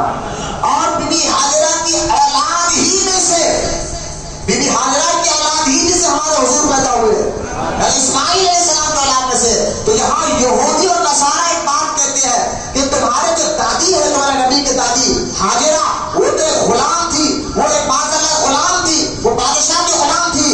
یاد رکھے مصر کے بادشاہ نے جب مصر پر قبضہ کیا تھا تو بی بی حاجرہ اس وقت مصر کے نیک بادشاہ کی بیٹی تھی, کوئی غلام وغیرہ نہیں تھی, شہزادی تھی. اور جب بادشاہ نے قبضہ کر لیا, قبضہ کرنے کے بعد آپ کو اپنے قابو میں لے لیا تھا, لیکن آپ کی رفت, آپ کی عصمت اور آپ کی پاکیزگی, آپ کی حیا اتنی تھی کہ بادشاہ آپ کو کوئی غلط حرکت کر نہیں سکا. اور ایسے پاک پشت میں میرے اور آپ کے پیارے آقا پیدا ہوئے. بولے محبت سے سبحان اللہ. یہاں میں بات ختم کرنا چاہتا ہوں کہ وقت اجازت نہیں دے رہا. ابراہیم علیہ السلام کی زندگی میں توکل بہت ملتا ہے. بی بی حاجرہ سے جب بیٹا ہوا, بی بی سارہ کو جب برداشت نہیں ہوا, آپ نے فرمایا کہ آپ حاجرہ کو ان کے بیٹے کو کہیں دور لے جا کر چھوڑ دیجیے. تو آپ پریشان ہو گئے کہ کیسا چھوڑو, لیکن اللہ پاک نے وہی نازل فرمائی, اے ابراہیم ہمارا بھی ارادہ یہی ہے, آپ چھوڑ دو. حضرت حاجرہ کو لے کر, اسماعیل علیہ السلام کو لے کر آپ دمشق سیریا سے نکلے, موجودہ حرم مکہ کے قریب پہنچے. وہاں اس وقت نہ کوئی آبادی تھی, نہ پانی کا کوئی معاملہ تھا. دور دور تک بی بی حاجرہ کو وہاں چھوڑا, اسماعیل علیہ السلام کو وہاں چھوڑا, کہا تم لوگ یہاں پر رہو, اور گھوڑے پر بیٹھ کر واپس جانے لگے. بی بی حاجرہ نے کہا کہ اے اللہ کے نبی ابراہیم, ہمیں یہاں تنہائی چھوڑ کر ایک کھجور کی تھیلی اور ایک مشکیزہ پانی کا لے کر کہاں جا رہے ہو؟ دور دور تک کوئی انسان نہیں ہے, اس ویرانے میں چھوڑ کر کہاں جا رہے ہو؟ ابراہیم علیہ السلام نے کوئی لفظ نہیں کہا. دیکھیں کس طرح امتحان لیا. وطن چھوڑو تو وطن چھوڑا, جان کی قربانی دی تو جان قربان کرنے کے تیار ہوئے, مال کی بات آئی تو مال قربان کرنے کے تیار ہوئے. فرشتوں نے ایک بار اللہ سے کہا تھا اے اللہ تو نے ابراہیم کو اپنا خلیل کیوں بنایا؟ کہا تم خود جا کر دیکھو. ابراہیم حضرت فرشتے آئے, انسانی شکل میں آئے اور آ کر ابراہیم علیہ السلام کے سامنے اللہ کی تسبیح بیان کرنے لگے. ابراہیم علیہ السلام وزن میں آئے, کہا اور بیان کرو. فرشتوں نے کہا ہمیں مال چاہیے. آپ نے آدھے بکرے تھے, 1.5 بکرے کا, اس میں سے آدھا مال دے دیا. کہا ہم نے رب کی پاکی بیان کرو. پھر انہوں نے پاکی بیان کی. کہا جب خاموش ہو گئے, ابراہیم علیہ السلام نے کہا کیوں خاموش ہو گئے, میرے رب کی پاکی بیان کرو. انہوں نے کہا اور مال چاہیے. آپ نے سارا مال ان کو دے دیا. فرشتے پھر اللہ کی پاکی بیان کرنے لگے. اب پھر انہوں نے کہا خاموش ہو گئے. ابراہیم علیہ السلام کہنے لگے اور میرے رب کی پاکی بیان کرو. کہا مال چاہیے, سارا مال تو تمہیں دے دیا. ابراہیم علیہ السلام کہنے لگے اس مال کی نگرانی کرنے کے لیے چرواہا بھی ہونا چاہیے, میں خود بن جاتا ہوں لیکن میرے رب کی پاکی بیان کرو. یہ منظر جب دیکھا تو حضرت ابراہیم علیہ السلام کے پاس یہ منظر دیکھا, فرشتے کہنے لگے ابراہیم ہم تو فرشتے ہیں, صرف آزمانے آئے تھے, اللہ نے آپ کو خلیل کیوں بنایا؟ واقعی اب اللہ کے خلیل ہے, اللہ کی رضا کے لیے اب سب کچھ تیار, لٹانے کے لیے تیار رہتے ہیں. یہ ابراہیم خلیل اللہ. اب ابراہیم علیہ السلام کو حکم ہوا کہ بیوی بچے کو کئی سال بعد اولاد پیدا ہوئی. دیکھیے منتوں کی اللہ کتنی لاڑ پیار سے ہوتی ہے، لیکن حکم ہوا کہ اللہ کو چھوڑ دو مکہ میں، وہاں چھوڑ دیا۔ جب ابراہیم علیہ السلام کی بیوی ہاجرہ نے پوچھا کہاں جا رہے ہو، 3 بار پوچھا، جواب آپ نے نہیں دیا۔ تیسری بار صرف بیوی ہاجرہ نے کہا کہ یہ تو بتائیے میرے شوہر، اے اللہ کے نبی، کیا اللہ کا حکم ہے ہمیں یہاں چھوڑنے کا؟ بی بی ہاجرہ کے کہنے پر کہا ابراہیم علیہ السلام نے ہاں میرے رب کا حکم ہے، یہاں چھوڑنے کا یہ اللہ کا حکم ہے۔ ادھر کہنا تھا کیا عابدہ زاہدہ طیبہ طاہرہ عورت تھی، اللہ پر کیسا یقین تھا، اس ویرانے کو اس جنگل کو نہیں دیکھا، بلکہ ہم نے یہی کہا بی بی ہاجرہ نے اگر اللہ کا حکم ہے تو میرے شوہر خوشی خوشی جائیے، میں خوشی خوشی آ رہا ہوں گی، کیونکہ میرا رب پر مجھے یقین ہے اور میرا اللہ مجھے ضائع ہونے نہیں دے گا۔ میں یہی تو کہتا ہوں اگر ان کی زندگیوں کو پڑھے تو اللہ پر توکل، اللہ پر یقین، اللہ پر بھروسہ یہ کیسے رکھنا چاہیے، ان کی زندگیوں سے ہمیں سبق ملتا ہے، ان کے طریقوں سے ہمیں سبق ملتا ہے۔ آپ نے کہا مجھے اللہ کے لیے پر پورا بھروسہ ہے اور یہ معاملہ آپ وہاں رہے، تو یہاں معاملہ پورا ہوئے۔ پھر ایک وقت حکم آیا کہ اے ابراہیم میں چاہتا ہوں کہ اپنے بیٹے کو تم ذبح کرو۔ وہ خواب بیان ہوا، ابراہیم علیہ السلام سمجھ کے اللہ کا حکم ہوا۔ پھر بہرحال آئے، بیٹا اسماعیل علیہ السلام 6 یا 7 سال کے ہے، بیٹے سے مشورہ کیا، بیٹے نے کہا، بیٹا بھی تو بیٹا تھا، نبی کا بیٹا اسماعیل علیہ السلام نے کہا میرے والد جو اللہ کا حکم ہے وہ فوراً کر دیجیے۔ ہم تو اللہ کے حکم کی نماز، اللہ کہتا ہے نماز پڑھو، نماز میں سوچے، اللہ کہتا ہے اللہ رسول کہہ رہے داڑھی رکھو، داڑھی کاٹتے ہیں۔ ہم تو گناہ میں، شراب میں، زنا میں، ہمیں اس طرح کے حرکتیں کرنے کوئی شرم نہیں آتی، کوئی حیا نہیں آتی، پھر ہم سمجھتے کہ ہم تو جنت ہی ہے، ہم جنت ہمارا کنفرم مقام ہے۔ نہیں، اگر کوئی بندہ اللہ اور اس کے رسول کی اطاعت کرتا ہے، حالات کچھ بھی ہو مسلمانوں، وہ بندے کو اللہ ضرور کامیابی عطا فرماتا ہے۔ حضرت اسماعیل علیہ السلام سے مشورہ لینا تھا، انہوں نے کہا جو اللہ کا حکم ہے کریے۔ یہاں آپ اسماعیل علیہ السلام کو اپنی بیوی کو کہا حاجرہ اسماعیل کو تیار کرو، میں لے کر جا رہا ہوں، تیار کر لے گئے۔ ابلیس کو برداشت نہیں ہوا، وہ انسان بن کر بیوی حاجرہ کے پاس آیا، آپ کو معلوم ہے آپ کے شوہر کہاں لے جا رہے؟ کہا گھمانے لے گئے، کہا نہیں ان کو قتل کرنے لے گئے۔ آپ نے بیوی حاجرہ نے کہا کہ کوئی اپنے بیٹے کو کیوں قتل کرے گا؟ تو شیطان نے حق بولا کہ نہیں، ان کا گمان ہے کہ اللہ کا حکم ہے اس لیے جا رہے ہیں۔ پھر توقع دیکھے بی بی حاجرہ بولو ایسا بات ختم ہو رہا، میں جا رہا ہوں، کہا میں بات ختم کر رہا ہوں۔ بی بی حاجرہ نے کہا اگر یہ میرا رب کا حکم ہے تو سر یہ ایک اسماعیل کیا 1000 بھی اسماعیل ہوتے تو اس کی نجات کے لیے قربان کر دیتے۔ اگر عورت اللہ رسول پر ایسا یقین رکھنے والی بن جائے تو بچے بھی غوث اعظم گھر میں پیدا ہوتے ہیں۔ ان کے ماں باپ، بچے ماں باپ کا مزاج لے کر آتے ہیں، ماں باپ کی عادتیں لے کر بچے پیدا ہوتے ہیں۔ اب جو ماں باپ شرم حیا ان کے اندر ختم ہو گئی ہے، جبکہ حدیث میں سرکار نے فرمایا حیا ایمان کا حصہ ہے، ایمان اور حیا ایک ساتھ ہوتے ہیں، جس کے اندر سے حیا اٹھ جائے اس کے پاس سے ایمان چلا جاتا ہے۔ تو وہ بچے کونوں میں بیٹھ کر رات گندے مناظر دیکھتے ہیں، جو گھر میں بیٹھ کر باپ بھی بیٹھی ہوئی ہے، باپ بھی بیٹھا ہوا ہے، بیٹی بھی ہے، بیٹا بھی ہے، ٹی وی پر لگاتار چل رہا ہے۔ مجھے بتائیے ایسے لگے فاسٹ چیزوں کو دیکھنے والے تو ان کے گھر میں نمازی بچے کہاں سے پیدا ہوں گے، عاشق رسول بچے کہاں سے پیدا ہوں گے؟ اگر آپ مانے نہ مانے یہ بات حق میں آپ کو بتا رہا ہوں، جو ماں باپ کی مزاج اور اخلاق ہوتی ہے وہ مزاج بچے کے اندر بھی آتی ہے۔ ماں باپ اگر نیک اچھے اخلاق کے مالک ہو، اگر شادی سے پہلے بڑے نیک نمازی پرہیزگار ہو، پھر بچہ غوث اعظم ضرور پیدا ہوتا ہے، غریب نواز ضرور پیدا ہوتا ہے۔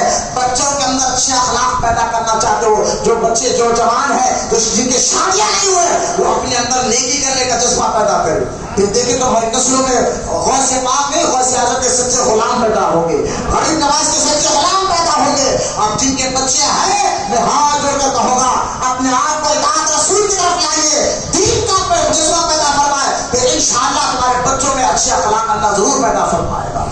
لہذا یہ اخلاق، یہ ادب دیکھے اسماعیل علیہ السلام کا، پھر بی بی حاجرہ نے اس کو پتھر مارا، یہ ادب اللہ کو پسند آتا۔ وہاں سے اسماعیل علیہ السلام کے پاس آیا، اسماعیل علیہ السلام نے پتھر مارا، ابراہیم علیہ السلام کے پاس آیا، ابراہیم علیہ السلام نے پتھر مارا، یہ ادب اللہ کو پسند آیا۔ میرے لیے تم نے پتر لایا نا، اب یہ ادا کو میں قیامت تک باقی رکھوں گا۔ جتنے حاجی حج کے لیے جاتے ہیں 3 جمرات پر مینا، آج تو عرفات میں وہاں 9 تاریخ ہے، وہاں عرفات کا دن ہے، یہ ٹائم پورے حاجی پورے کے پورے حاجی عرفات کے میدان میں موجود ہے۔ جو عرفات کے میدان میں چلا جاتا ہے وہ حج اس کا ہو جاتا ہے، عرفات کے میدان میں ہے۔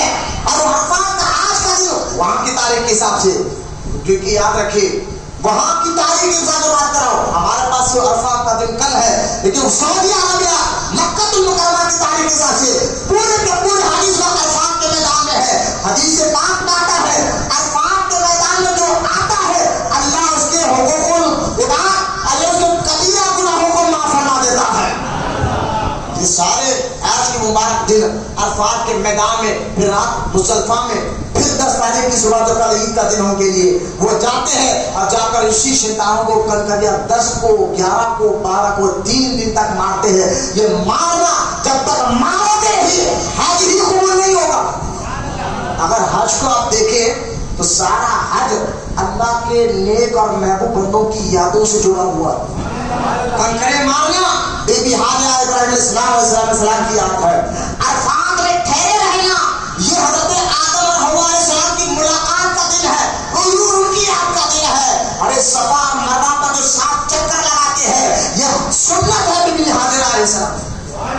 بی بی حاجرہ رضی اللہ تعالی عنہا جو اسماعیل علیہ السلام کے لیے 7 چکر لگائی تھی، یہ میں بتا رہا ہوں آپ کو، اس سارے حج کے جو ارکان ہے خدا کی حج کے سارے ارکان جڑے ہوئے اللہ کے محبوب بندوں سے۔ اللہ نسبتوں کو پسند فرماتا ہے، نسبتوں میں اللہ لاز رکھتا ہے، اس لیے کسی مرید کا خود کہتا ہے جب تک بکیلا تھے تو کوئی پوچھتا نہ تھا، اور یا رسول اللہ آپ نے خرید کر ہمیں انمول کر دیا، آپ نے خرید کر ہمیں انمول کر دیا۔ نسبت ہے انشاءاللہ ہم دونوں جان ضرور کامیاب ہوں گے۔ اب میں بات ختم کرتے لے، کیونکہ قربانی کا یہاں ابراہیم السلام کی زندگی سے ہمیں توکل ملتا ہے، اللہ پر یقین کیسا رکھا جائے یہ ملتا ہے، صبر کا معاملہ ملتا ہے، مال اللہ کی راہ میں اگر قربان کرے تو اس مال میں کبھی کمی نہیں ہوتی، کبھی کمی۔ آپ دیکھیں ساری دنیا میں بکرے جو بیٹھ جاؤ بیٹھائی بچوں کو بیٹھا دو سننا مت پڑھو، بیٹھ جاؤ بیٹھ جاؤ، بیان کے دوران سنت پڑھنا، میں بات ختم کرو اس کے بعد آپ سنت پڑھیے، کیونکہ اردو بیان ہو یا عربی خطبہ یہ آداب کے خلاف کوئی نماز نہیں پڑھے۔ یہ ہاں اللہ رسول کا ذکر چل رہا ہے اور انبیاء کا ذکر بھی اللہ کی عبادت ہے، بولے محبت سے سبحان اللہ، یہ معاملہ ہونا چاہیے مساجد میں۔ تو لہٰذا اب غور کریں، یہاں میں آپ کو بتا رہا ہوں جو مال اللہ کے لیے قربان ہو تو اس میں کمی۔ اب سارے جانور دیکھ لیا دنیا بھر میں جو حلال جانور قربان ہوتے ہیں لیکن ان میں کمی، جیسا کہ خنزیر جو اللہ کے نام پر تو حرام جانور خنزیر ہے، گدھے ہے، لیکن ان کی کمی نظر آتی ہے۔ کتے کے بچے دیکھیں، ایک کتا 10 بچیاں 5 کتیاں جو ہے 5 بچے ڈالتی ہے، لیکن بکری 1 یا 2 بچے ڈالتی ہے۔ یہ کبھی سنا آپ نے کہ بکری کم ہو، لیکن کتیاں ہمیں نظر نہیں آتے۔ ایک جگہ پر ہزاروں بکرے نظر آ جاتے ہیں لیکن ایک جگہ پر ہزاروں کتے کبھی نظر نہیں آتے۔ تو جو مال اللہ کے نام پر قربان ہوتا ہے اللہ سے برکت عطا فرماتا ہے۔ اور یہ قربانی کا جو دن آ رہا ہے اس کے لیے میں ضرور سمجھتا ہوں، یہ بات آپ کا ذہن میں رکھیے، قربانی کے اندر جب تک یہ 6 چیزیں شرط نہ ہو آپ کی قربانی نہیں ہو سکتی۔ وہ 6 چیزیں کیا ہے؟ 6 شرط ہے قربانی کے لیے، 6 چیزیں سنیں، 6 چیزیں ضروری ہے، شرط ہے، اس کے بغیر قربانی نہیں ہو سکتی۔ 6 چیزوں کی جب تک ہو، 6 چیزیں کیا؟ پہلی چیز مومن ہونا، کوئی غیر مسلم قربانی دی تو اللہ کی بارگاہ میں قبول، تو اس کے لیے ایمان شرط ہے، ایمان شرط ہے۔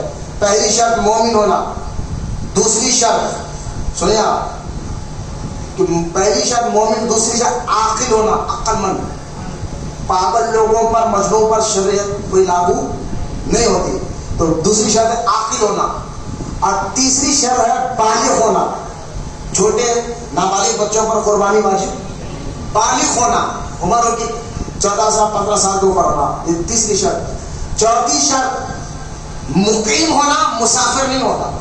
اگر آدمی اپنے گھر سے 100 کلومیٹر دور جانے کا ارادہ رکھتا ہو تو یہ مقیم ہے، مسافر ہوتا ہے، مسافر پر قربانی واجب ہے، مقیم پر جہاں رہے گا۔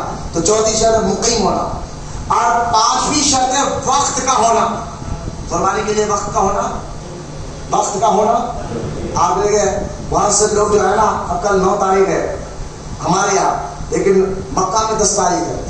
وہ لوگ کوئی بات سے اہل حدیث دے دیا، بولے وہاں کے نام سے کل قربانی کا بات جو نہیں، قربانی 9 کو دے رہے. شرم کرو، جس علاقے میں رہتے ہو اس علاقے میں وقت کا ہونا ضروری ہوتا ہے. شرط ہے تم یہ قربانی نہیں دے سکتے وہاں کے لوگوں کی کل 9 تاریخ کو کوئی قربانی دے، قبول ہی نہیں ہوگی، کیونکہ قربانی کے لیے شرط ہے وقت کا ہونا.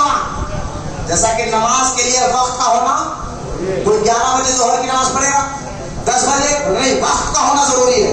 ارے نماز ہی پڑھ لو، کیا غلط کرو تو نہیں ہوگا. لہٰذا قربانی کے لیے بھی وقت کا ہونا ضروری ہے.